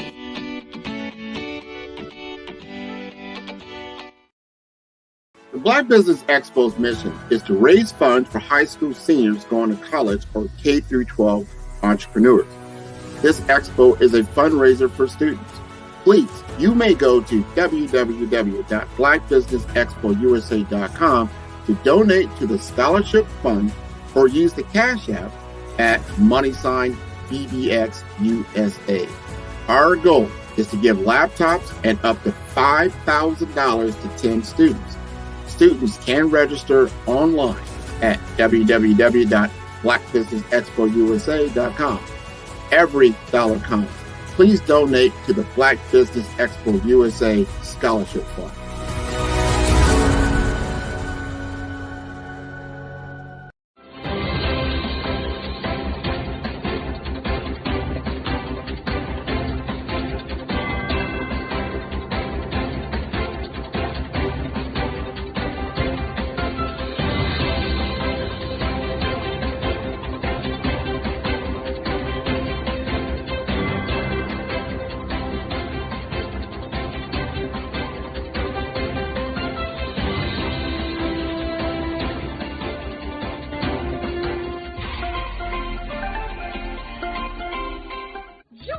Dr. Eric Kelly III and a host of phenomenal speakers from all around the globe for this 7-day virtual event that you don't want to miss.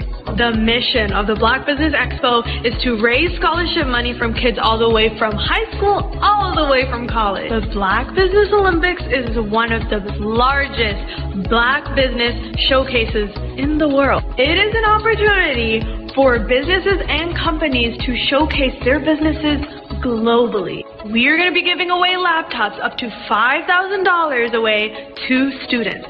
Again, I'm Olivia Appleberry, the founder of 2 Cents Finance and one of the speakers for the expo. I am so excited to see you there. For more info, go to www.blackbusinessexpousa.com or call 919-308-9090 and hope to see you there.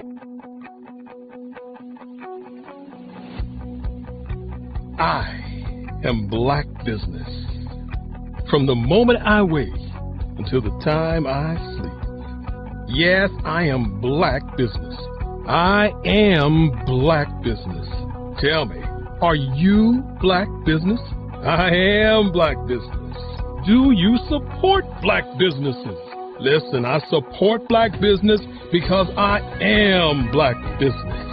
Black Business Expo, one of the largest business showcases in the history of Black business in the world. The world! Sign up today at www.blackbusinessexpousa.com or call 919-308-9090. I am Black Business. I am Black Business. From the moment I wake until the time I sleep, I am Black Business. I am Black Business. Are you Black Business? I am Black Business. Do you support Black businesses? I support Black business because I am Black Business. Black Business Expo, one of the largest business showcases in the history of Black America, in North Carolina. Join Dr. Eric Kelly III and a host of phenomenal speakers from all around the globe for this 7-day virtual event that you don't want to miss. The mission of the Black Business Expo is to raise scholarship money from kids all the way from high school all the way from college. The Black Business Olympics is one of the largest Black business showcases in the world. It is an opportunity for businesses and companies to showcase their businesses globally. We are going to be giving away laptops up to $5,000 away to students. Again, I'm Olivia Appleberry, the founder of 2 Cents Finance and one of the speakers for the expo. I am so excited to see you there. For more info, go to www.blackbusinessexpousa.com or call 919-308-9090 and hope to see you there. I am Black Business. From the moment I wake until the time I sleep. Yes, I am Black Business. I am Black Business. Tell me, are you Black Business? Black Business Expo, one of the largest business showcases in the history of Black business in the world.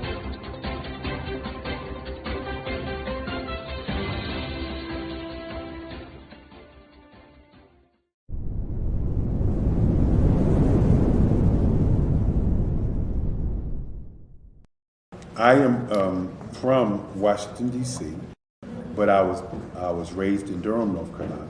I came to Durham when I was about 5 or 6, and then I traveled back and forth to D.C. because it's where my people are from.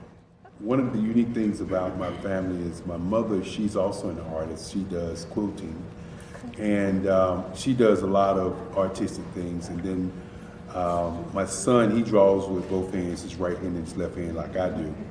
So that's kind of a family trait. And then my other son, he's a videographer, and my daughter, she works, she's a regional vice president for Sunglass Lab. When you start out drawing and sketching, you want to continue to explore, each avenue. I do pastels, I do pen and ink, I do painting, I do acrylics. I haven't done oils yet. But I try to do all facets of art. What I say to a lot of times to people is, you can't put yourself in a box when you're an artist. You have to explore. And over the course of my life, I've tried to explore different mediums. I also do sculpture as well. I choose my subjects by the intensity that they have in their faces or the intensity that somebody is moving, because I do more than portrait drawings. I also do I do abstract, and then I do figurative drawing also. Well, what happened in this particular show is that I started out trying to come up with something that would be a little bit different than what everybody else is doing. So I was working on a Barack Obama show, and they wanted me to do some paintings of Barack. And so what I did was, because of the deadlines, I kind of did it kind of fast. And then I realized when I was doing it fast, I enjoyed it. And so then I started doing other pieces the same way, and I started to enjoy those pieces also.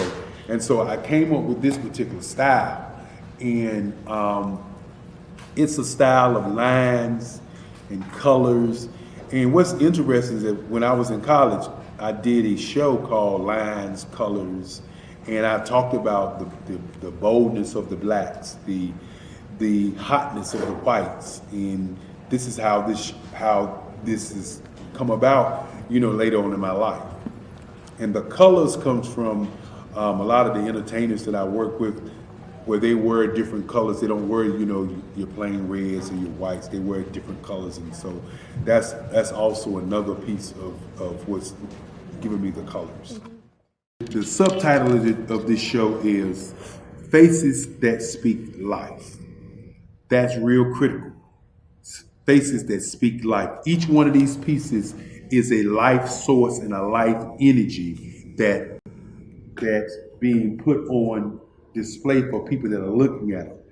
I always say in terms of my art, it's not important that I draw them. It's important what you get out of what I draw.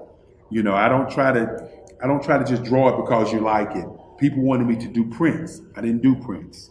People asked me to do different people, but the people that I choose are people that make a difference in the lives of people in the world. So the human landscape idea was, again, as I say, the lines represent your emotions, it represents your ideas, and it represents your journey as a human being. And that's why you get the different pieces and the different looks.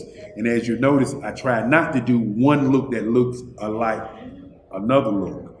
And that's what's the most important part of this show.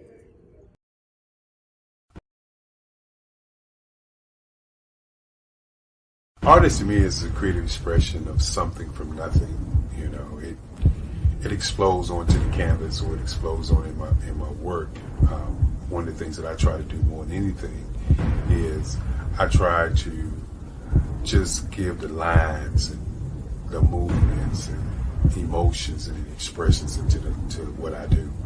Art really means to me a chance to express how I feel deep down inside. Most of my art begins as a thought that I might have, whether it's sports, whether it's history, whether it's a woman or a man. It pretty much starts as an idea of thought before I get into the actual image of what I'm going to draw. I do a lot of historical pieces. I was a history minor in college, and I love to do history pieces. And a lot of times I'm thinking about history, and then I try to make that history impact you as you look at it. That's one of the reasons I do pictures so large. People ask me, why do I do the pictures so big? And I tell them, I want the piece to impact them as they're looking at it, to kind of dominate them, dominate their space. And most of my pieces I try to do off page. I don't try to do anything that's going to be in those four corners or in a square. And I want your imagination to be a part of the piece that you're looking at.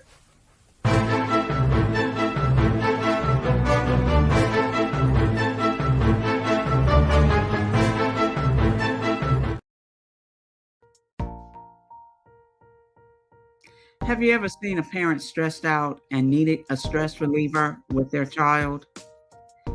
One morning I was coming out of a store and saw a mother and her 3 or 4-year-old son. She was highly upset, actually beginning to yell at him. However, the more upset she became, it seemed the calmer the child became. He sat down on the sidewalk, crisscross applesauce, folded his arms, and looked up at her with a smile. You see, the angrier she became, the calmer he became, because he had the control of the situation. Hi, I'm Frizelma Lynn. I am the CEO and founder of Frizelma Teaching Parents, LLC. I'm a retired teacher, school district administrator, an author, speaker, and I am the parenting 911 coach.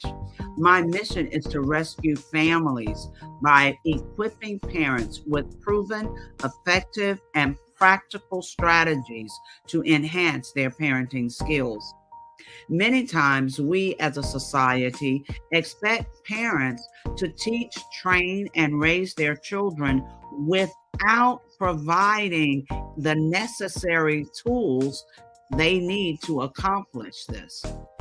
However, parenting issues cannot be resolved without intervention.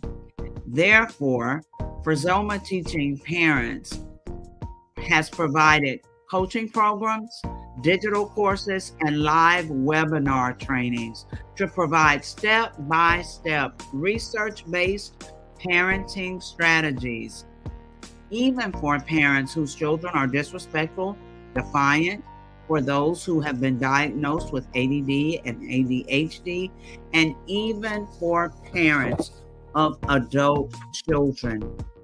No longer will you have the need to feel like you are a failure as a parent. You'll now have the tools needed for each situation. Trust me on this one. Go to www.parenting911.org. Book a 15-minute strategy session with me or choose one of the coaching programs. Our training helps parents relieve stress. Did you know women represent just 3% of Fortune 500 CEOs and less than 15% of corporate executives at top companies worldwide? Have you wondered what the secrets are to getting into the top ranks, whether in the private or public sector? Do you want to figure out how to stop being held back in your career or passed over for promotion? Then you're in the right place. Hi, I'm Dr. Madeline Ann Lewis, President and CEO of the Executive Women's Success Institute. I have decades of experience in the military, the federal government, and corporate America, and my mission is to help women succeed and tap into their full potential. I want to reach 1 million plus women around the world to become the leaders they are meant to be. So if you want to move into a management or executive level position, or maybe you are a female veteran transitioning out of the military into business entrepreneurship, then reach out to the Executive Women's Success Institute at 301-693-3284. Let us get you on the fast track to success.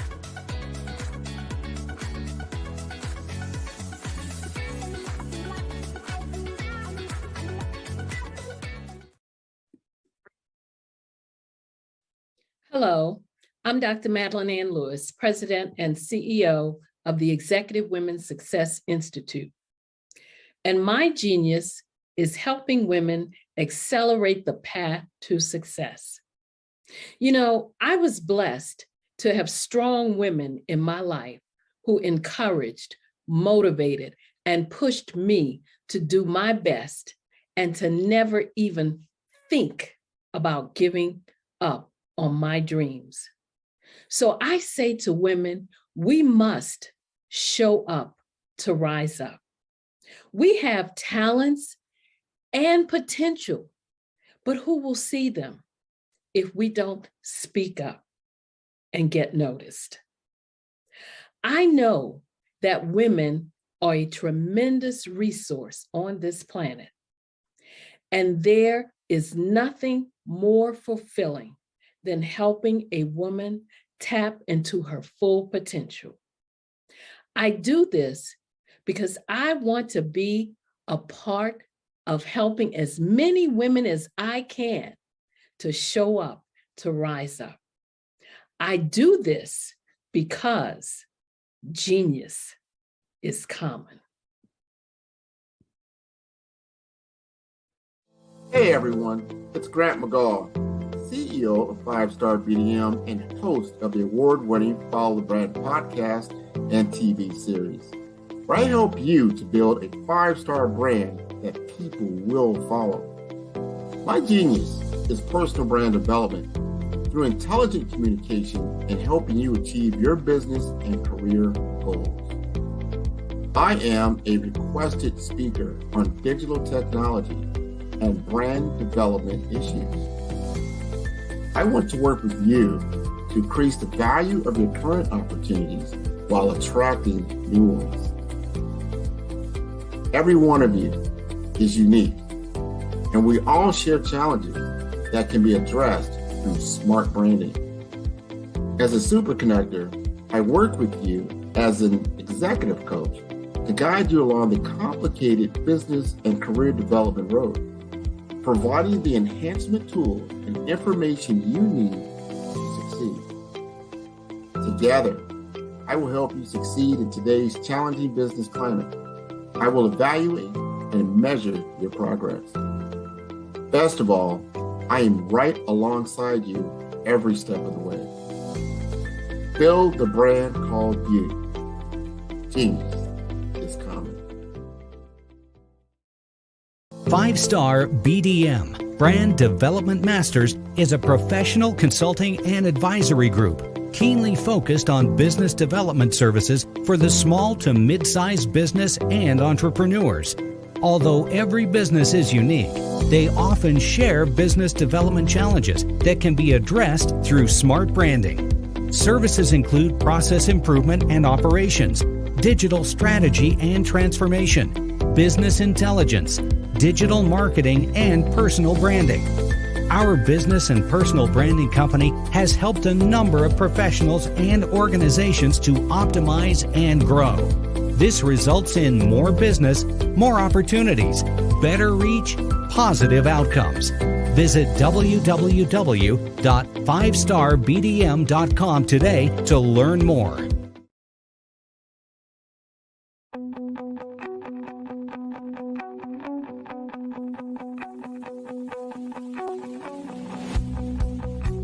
I am Black Business. From the moment I wake until the time I sleep. Yes, I am Black Business. I am Black Business. Tell me, are you Black Business? I am Black Business. Do you support Black businesses? Listen, I support Black business because I am Black Business. Black Business Expo, one of the largest business showcases in the history of Black business in the world. The world! Sign up today at www.blackbusinessexpousa.com or call 919-308-9090. I am Black Business.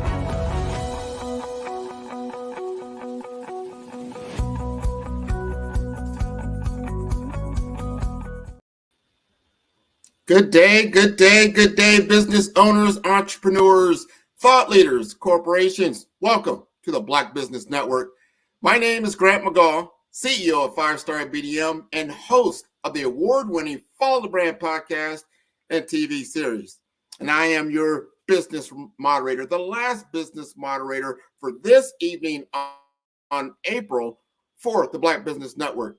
The Black Business Network is a 24-hour business network showcasing Black businesses, business owners, entrepreneurs, and thought leaders worldwide.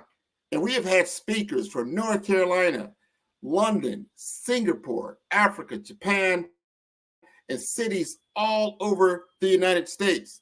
The Black Business Network is a global community that is sharing its knowledge to empower, inspire, and educate businesses and about business. And I want you to bring to the stage, last but not least, Dr. Eric Kelly III, an esteemed African-American artist and founder of the North Carolina Artists Hall of Fame. Is also the visionary behind the Black Business Expo USA. This pivotal event, headquartered in Durham, North Carolina, showcases and supports Black entrepreneurs, fostering vital networking and new business opportunities across the region. Dr. Kelly's artistry in abstract expressism over the last 3 decades has deeply influenced his approach to education and empowerment, using his platform to advocate for economic inclusion and community development. His mission extends beyond art, aiming to inspire the next generation and enhance corporate relations, with the Expo offering educational programs and scholarships to aspiring students.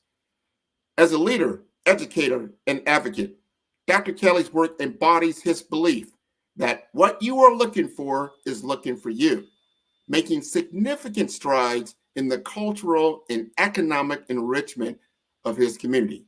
Let us welcome Dr. Eric Kelly III. Good evening, good evening, good evening, good evening, good day, wherever you are. Hey, Grant, how's it going? It's going great. Every time we get this opportunity to close out an amazing week to talk about some of the things that you want to talk about, and I'm sure you've witnessed a lot of things from Monday to now that you want to talk about. Well, not only did I witness a lot, I saw some of the greatest, some of the most brilliant people on the planet, from places like the UK, from places like Africa, from places like North America, and even Australia. And so I just can't wait to begin to say to all of the people this evening, what this week really means, not only to my family, but to history. And of course, as we say, genius is common. Now see you on the other side. Yes, indeed. Yes, indeed. First of all, I like to say to each person that has witnessed, the audience, thank you for traveling through this journey of 7 days of this week. Want to say to you, thank you for taking out your time to listen to speakers who spoke about different issues of business. Before I talk about each day, I want to talk about the Black Business Olympics, how it started, how it began, and how it's transformed into a movement for history. When the pandemic hit us all, we sat there and we wondered, what would we do? How would we move? And it seemed that the efforts of the Black Business Expo, which was a show that was going on each year in North Carolina. This show was a show that showcased business owners from across the state of North Carolina, doing some 300 booths, 350 booths to be exact, some 3,000 to 5,000 people coming each year, starting in 1991. And the reason for that expo was to raise scholarships for kids. This expo was the brainchild of Lovella Stansel Kelly. Yes, indeed, my grandmother. And this movement, this idea, moved people in business throughout North Carolina. This movement gave me the wherewithal to do many things to help business owners. In those years, I ran an advertising agency called Kelly Worldwide. And Kelly Worldwide was a branding, advertising, public relations, marketing, merchandising agency. And so with that being said, we enjoyed putting on the expo. And this expo garnered so many business owners, to help so many business owners to succeed. So as those things happen in the 90s and move on into the 2000s, we began to look at the why. And the reason that we did the expo was to raise scholarships for kids, to share with them laptop computers and money for them to go to school. And that was our impetus. And now as we moved on here in 2020, you got to understand that we began to look at the state of our students, the state of our kids. And we realized that 1 in 1,000 kids were committing suicide. And we wondered why that phenomenon was happening in the Black community. And we realized that our kids were being pushed into different areas. They were being pushed into entertainment. They were being pushed into athletics. They were being pushed into sports, pushed into acting, to singing, to dancing, and they were being pushed into crime. And so with that happening, our kids began to look for something else to do.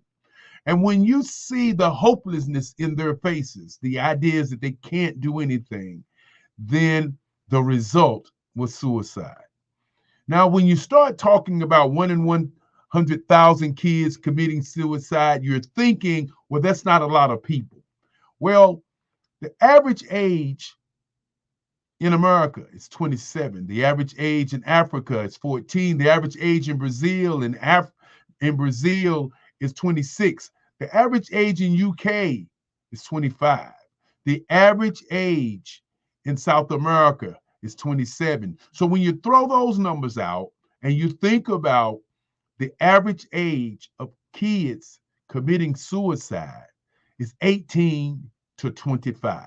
So right in that same era of the future, our kids are committing suicide. So the Black Business Olympics is about saving them and letting them see that entrepreneurship is a way for wealth. And as we look at the Black Business Olympics, when 2020 came and the pandemic hit, we decided, and that was me, or I should say my mother and I, we talked about what would we do with the Black Business Expo, because the governor said we couldn't have more than 5 people in a room at that time. And so we decided to do the Black Business Olympics. Instead of doing a weekend event, because people were at home, we decided to do 7 days. And for those of you who've gone on this journey this week, you realized what we showcased. And what we showcased was 7 days. And each day was set up like an idea for a journey into business. On the first day was education, empowerment, and encouragement. The second day was advertising, public relations, marketing, merchandising, and sales. So first of all, you have to have the idea. You have to be encouraged. You have to have the education. And then you have to advertise. You have to do the merchandising, the sales. And then the third day was social media. How do you get your information out? We did 64 ways on how to do business on social media. Then Thursday was diversity, equity, and inclusion, and access to money. Because if you're included and you have no access, how can you run a business? Then on Friday was Generation X versus Generation Z. How do we bridge the digital divide? And of course, on Saturday was Black Business and the Culture, as we begin not to talk about the show, but talk about the business of show business, the business of being an actor, a singer, a dancer, or in any field that you were in. And then on today, it was Black Business and Innovation, as we had some outstanding speakers to speak about innovative ideas that we need to look at as Black business owners and as Black business supporters, as Black businesses. So with that being said, and before I get into my topic, into what I want to talk about, I'd like to first of all thank individuals who have made a difference and have made this actually happen. I want to thank my great-grandfather who walked into my room when I was only about 7 years old and said to me he wanted me to be a lawyer. And at that moment in my life, I looked at my great-grandfather, and we call him Papa Stansel, and I said, Papa, I don't want to be a lawyer. And he said, well, then what do you want to be? And I said, I wanted to be an artist. And he said, well, if you want to be an artist, where's your artwork? And this was the beginning of the journey of my life, because I went over to my bed. My grandmother gave me an ink pen when I was 4. And the reason I make that statement about she gave me an ink pen, because an ink pen, when you're an artist, you can't make no mistakes. And so I learned with an ink pen about making mistakes, not only in making mistakes in art, making mistakes in life. And so here again, I pulled those pieces of work that I was working on, and he looked at him, he said, you surely do want to be an artist. And he said, if you want to be an artist, then we're going to start a museum for you. And I was only 7. I didn't know what a museum was.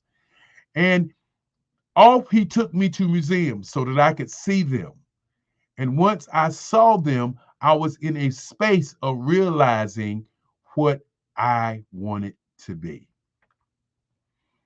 I want to also thank Esther Stansel, his wife, my great-grandmother, who provided food and guidance for me when I was a young man, a young kid. I want to also thank Lovella Stansel Kelly, who was my first mother. And I say my first mother because I've had 2 mothers.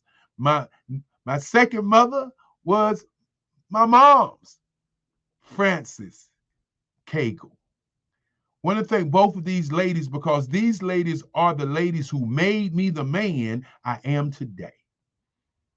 My first father was Henry Stansel, but to make me into the guy I am today, I want to thank Lovella Stansel Kelly and Francis Cagle, who even today tells me what to do. And I just love it because she is my mom.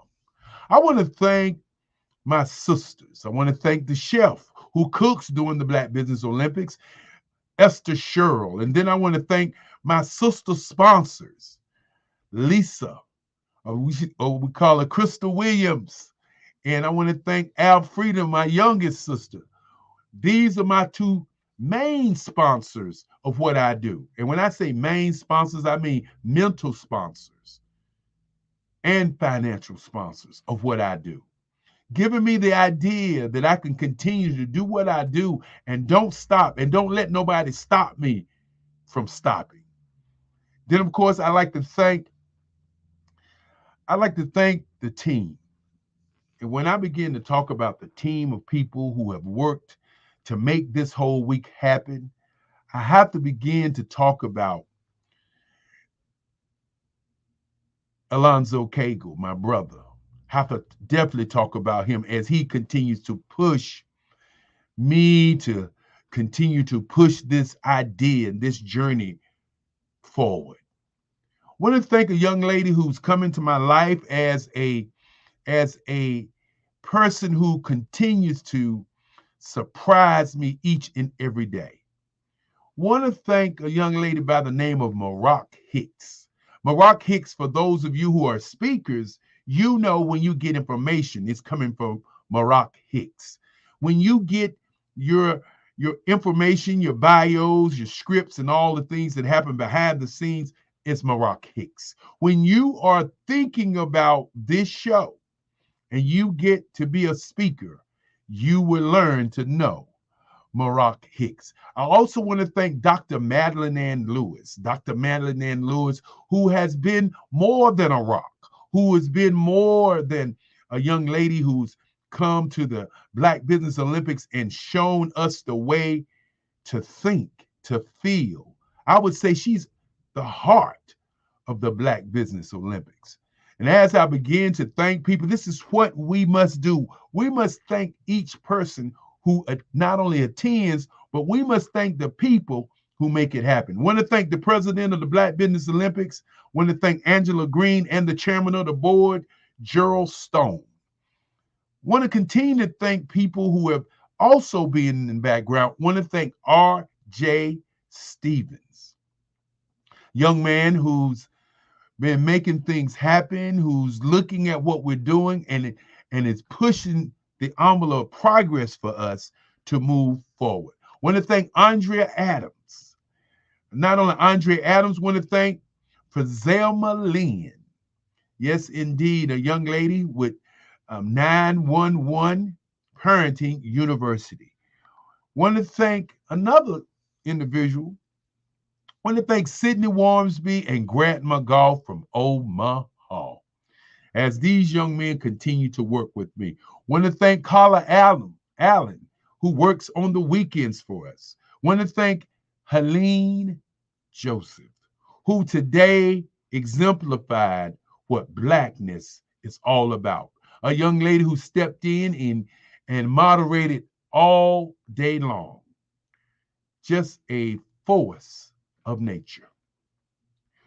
When I begin to thank people, I don't want to forget a young lady who travels so far and works with her mom and still comes to our meetings and looks at what we're doing and works hard to continue the success. I want to thank Carrie Jackson. Now, I want to get into my people who spoke. I want to get into the people who really made this happen for us.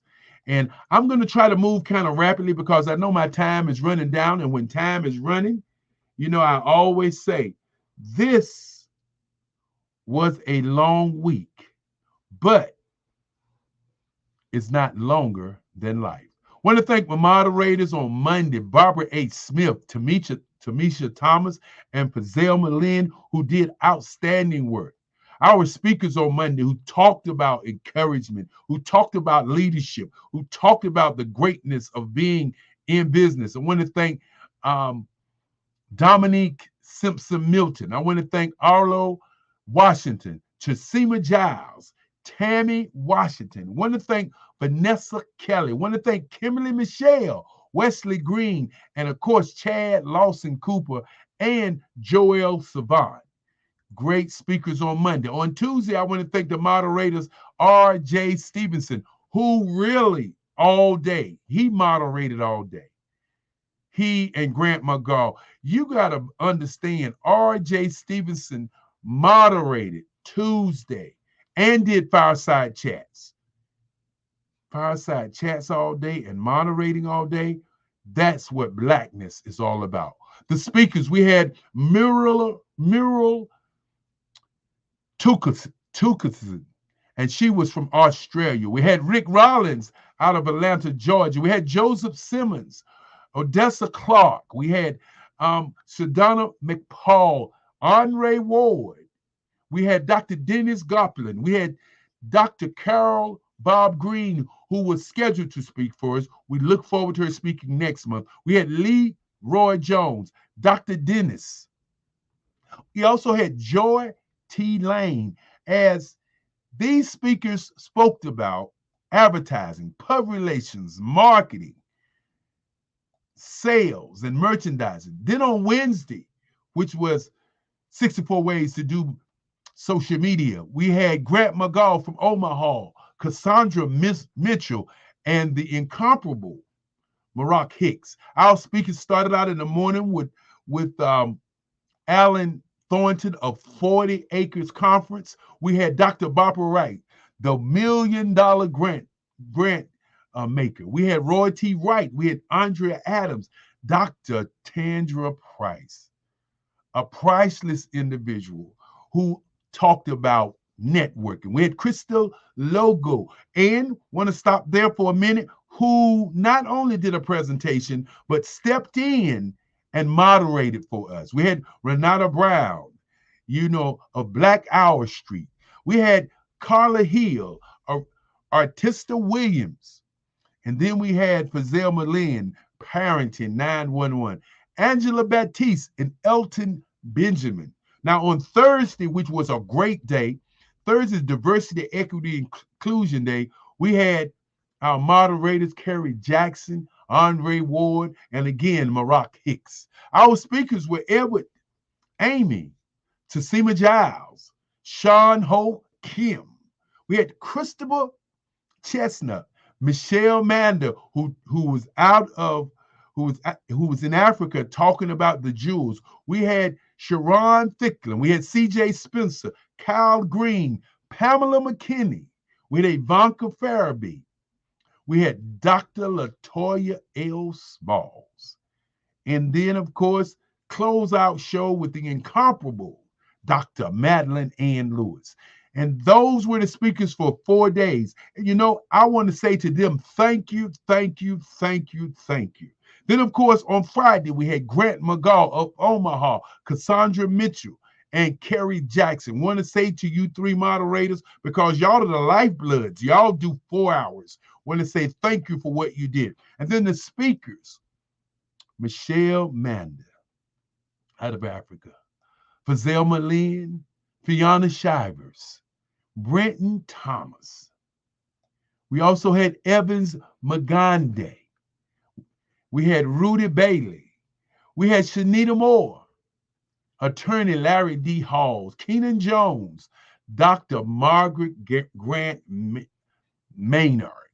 We had Denise Wright and Danielle Moore as we continued to move through the week. And then on Saturday, which was Black Business and the Culture, our moderators again was Grant McGaw. And then we had the beautiful Spiritual Teak to come in all the way from London.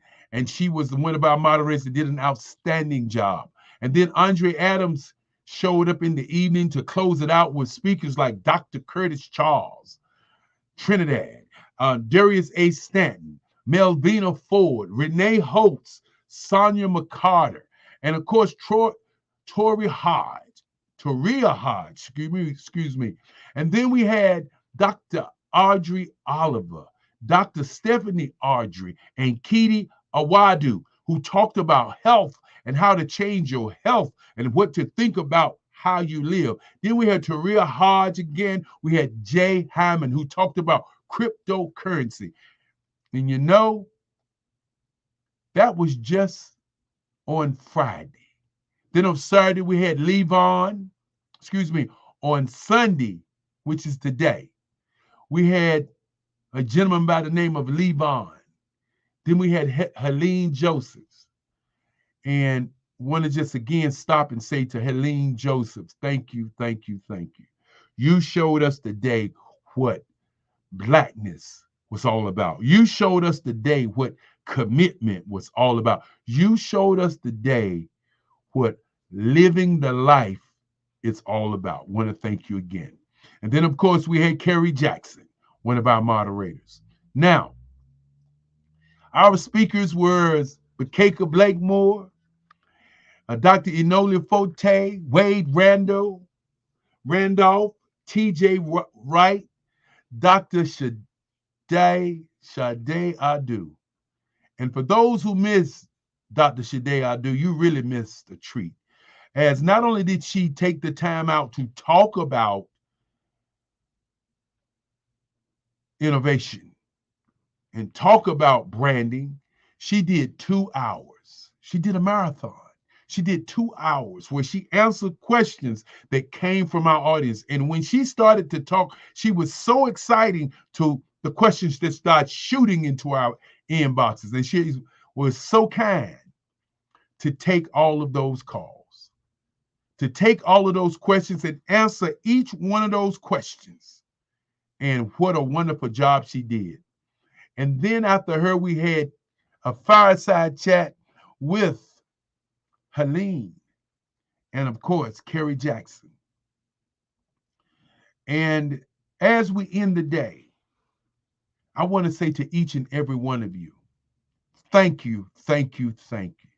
And if there is somebody out there that I didn't mention your name, hold it to my head, but not to my heart, because I love you. I believe in what you're doing. I believe that with you, we can make it happen.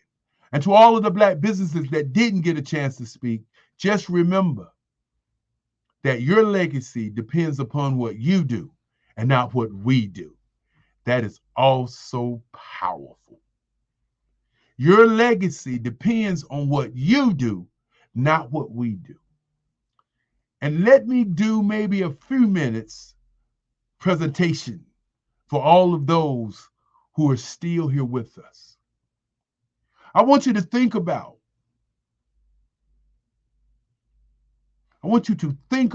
why you were here. I want you to think about what did you get out of it. I want you to think about where you was when this was happening. I want you to think about when did you get a message that changed your life. I want you to think about where you was when you saw this historical moment happening in time. Black Business Olympics, one of the largest business showcases in the history of time in the world. Yes, indeed, streaming to over 200 countries. Where were you when that happened? And I want you to think about how are you going to change what you're doing as maybe a solopreneur, a teampreneur, or as an individual.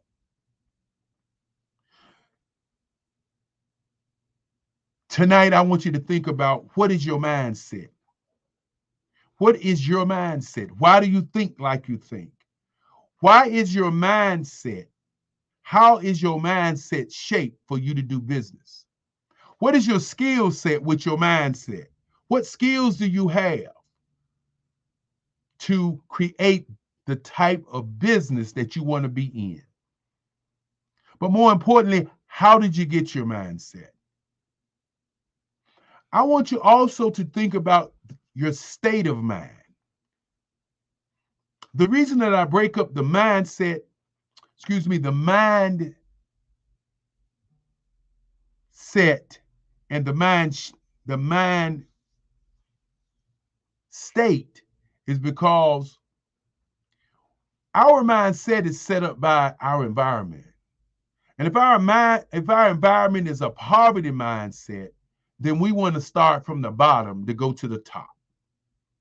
If our mindset is set on earning, then we want to start at the top and float to our sweet spot. So what is your mindset? Do you always come to a meeting and work on making a deal and devaluing your value? As my great-grandfather used to say, if you don't value your value, then your value is not valuable. And my value is these kids. Now, your state of mind is how you react to things that are around you in your business. I'm going to say that again. Your state of mind is not your mindset, because your mindset is developed by your environment. And it's easy to change your mindset. But what is your state of mind? Are you able to think about what you truly want, or are you doing things in terms of following the follower? Which means that somebody told you about a job, you got a job, and now you're working on the job. Somebody told you about a business, it was been successful for them, and you started a business like them. That's called following the follower. Is that your state of mind? Or is your state of mind for you to create your legacy on the planet? Well, in order to deal with that, you have to have a mind shift. And what a mind shift is, when you look at how your mind is set, and then you look at what really is your state of mind, and make a decision whether you like where you are, what you're doing, and where you are going. When you're not doing something that you will do for free, when you're not doing something that you live, not love or like, when you're not doing you, then you need a mind shift. Now, in order to have a mind shift, you have to look at what is called your mind print. And your mind print is all about, what does your mind do with you? I'll say that again. What does your mind do with you? Your mind print is your subconscious mind.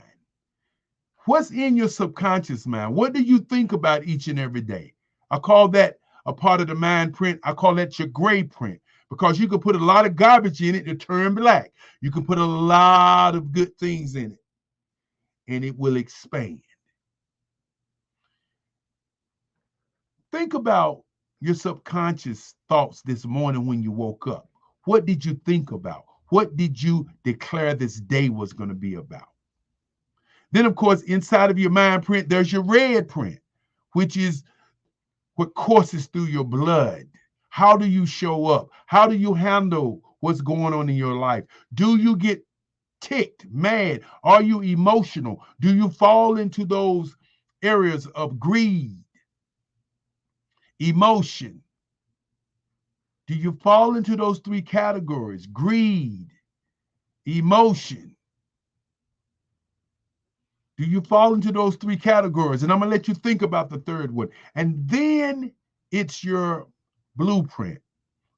And your blueprint is your industry. Remember earlier I said that there are things that you must do about your mind shift. And you have to be ready and prepared for your mind shift. Now, I want you to think about your blueprint. And your blueprint is, who is the top company in the industry doing what you're doing? Many times we say, well, I want to do it my way. And you spend yourself time going in circles, doing it your way, and not looking at what your industry is doing, because your industry has already made all of the mistakes.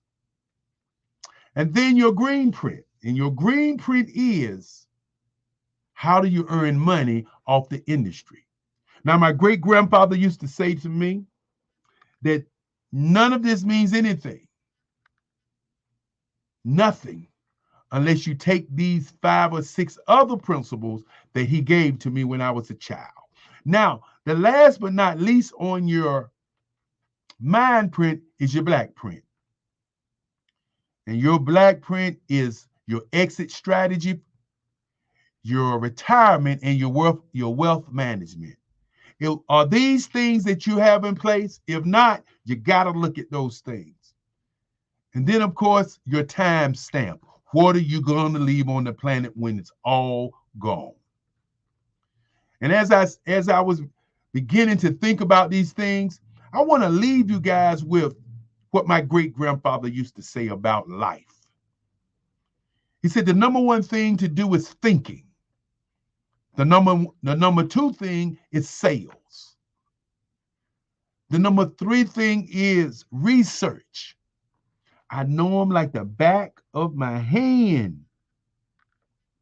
The number 4 thing is to be relentless in everything you do. And number 5 is energy, because energy equals money, he would say. And then, of course, the one that most people in business will not do. The one that people in business will disappear when that time comes. The one that people will be called cowards to their emotion. My great-grandfather used to say, you got to be committed. And only a committed mind can make it happen. Commitment is the only piece that makes all of this happen. Many of us live in 4 quadrants. We live in 4 spaces in our life. We live in the past. We're thinking about what we could have done way back when to make our lives better. That's called living in regret. Then we have people who live and reflect, and they're reflecting on their life in the past and reflecting on their life in the future and reflecting on their life in the today. And they stay in that space all the time of reflection.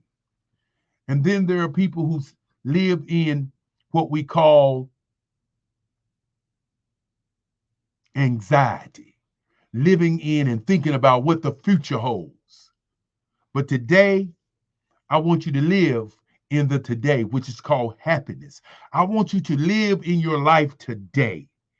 And think about today is what you have an opportunity to change. Not your past, not your reflection, not your future, but your today. I want you to think about that as we close out today. Yes, indeed, as I bring back the guy who brought me on, I hope I've touched some things that have you to understand that your today, right now, is the happiest time of your life because you are living your life. Hey, thank you for that source of inspiration, Dr. Kelly. You are so right. You can only live in the present, and the present is what is in front of you, and you have a choice to make to live that present in happiness or in another state that you cannot control, but you can definitely control your present. Thank you so much for that information. Well, we want to thank you, Grant, for doing all the great things that you've done. You know, I've talked about the team. You're one of the team members. You really make it happen. You know, your company is an outstanding company. When we look at our branding and look at the things that we're doing, your hands are all the way deep in it to ensure that we do what we say we're going to do and that we make it happen. And with that being said, I want to again thank all the people as we continue to say, and of course you can say it with me, genius is common. And we'll I'll see you on the other side. Thank you, thank you, thank you. Hello, I am Dr. Eric Kelly III, the visionary strategist and founder of the Black Business Olympics. I invite you to showcase your Black-owned businesses on the Black Business Network global stage. The Black Business Olympics is a global Black business network platform that propels Black-owned businesses into the international spotlight.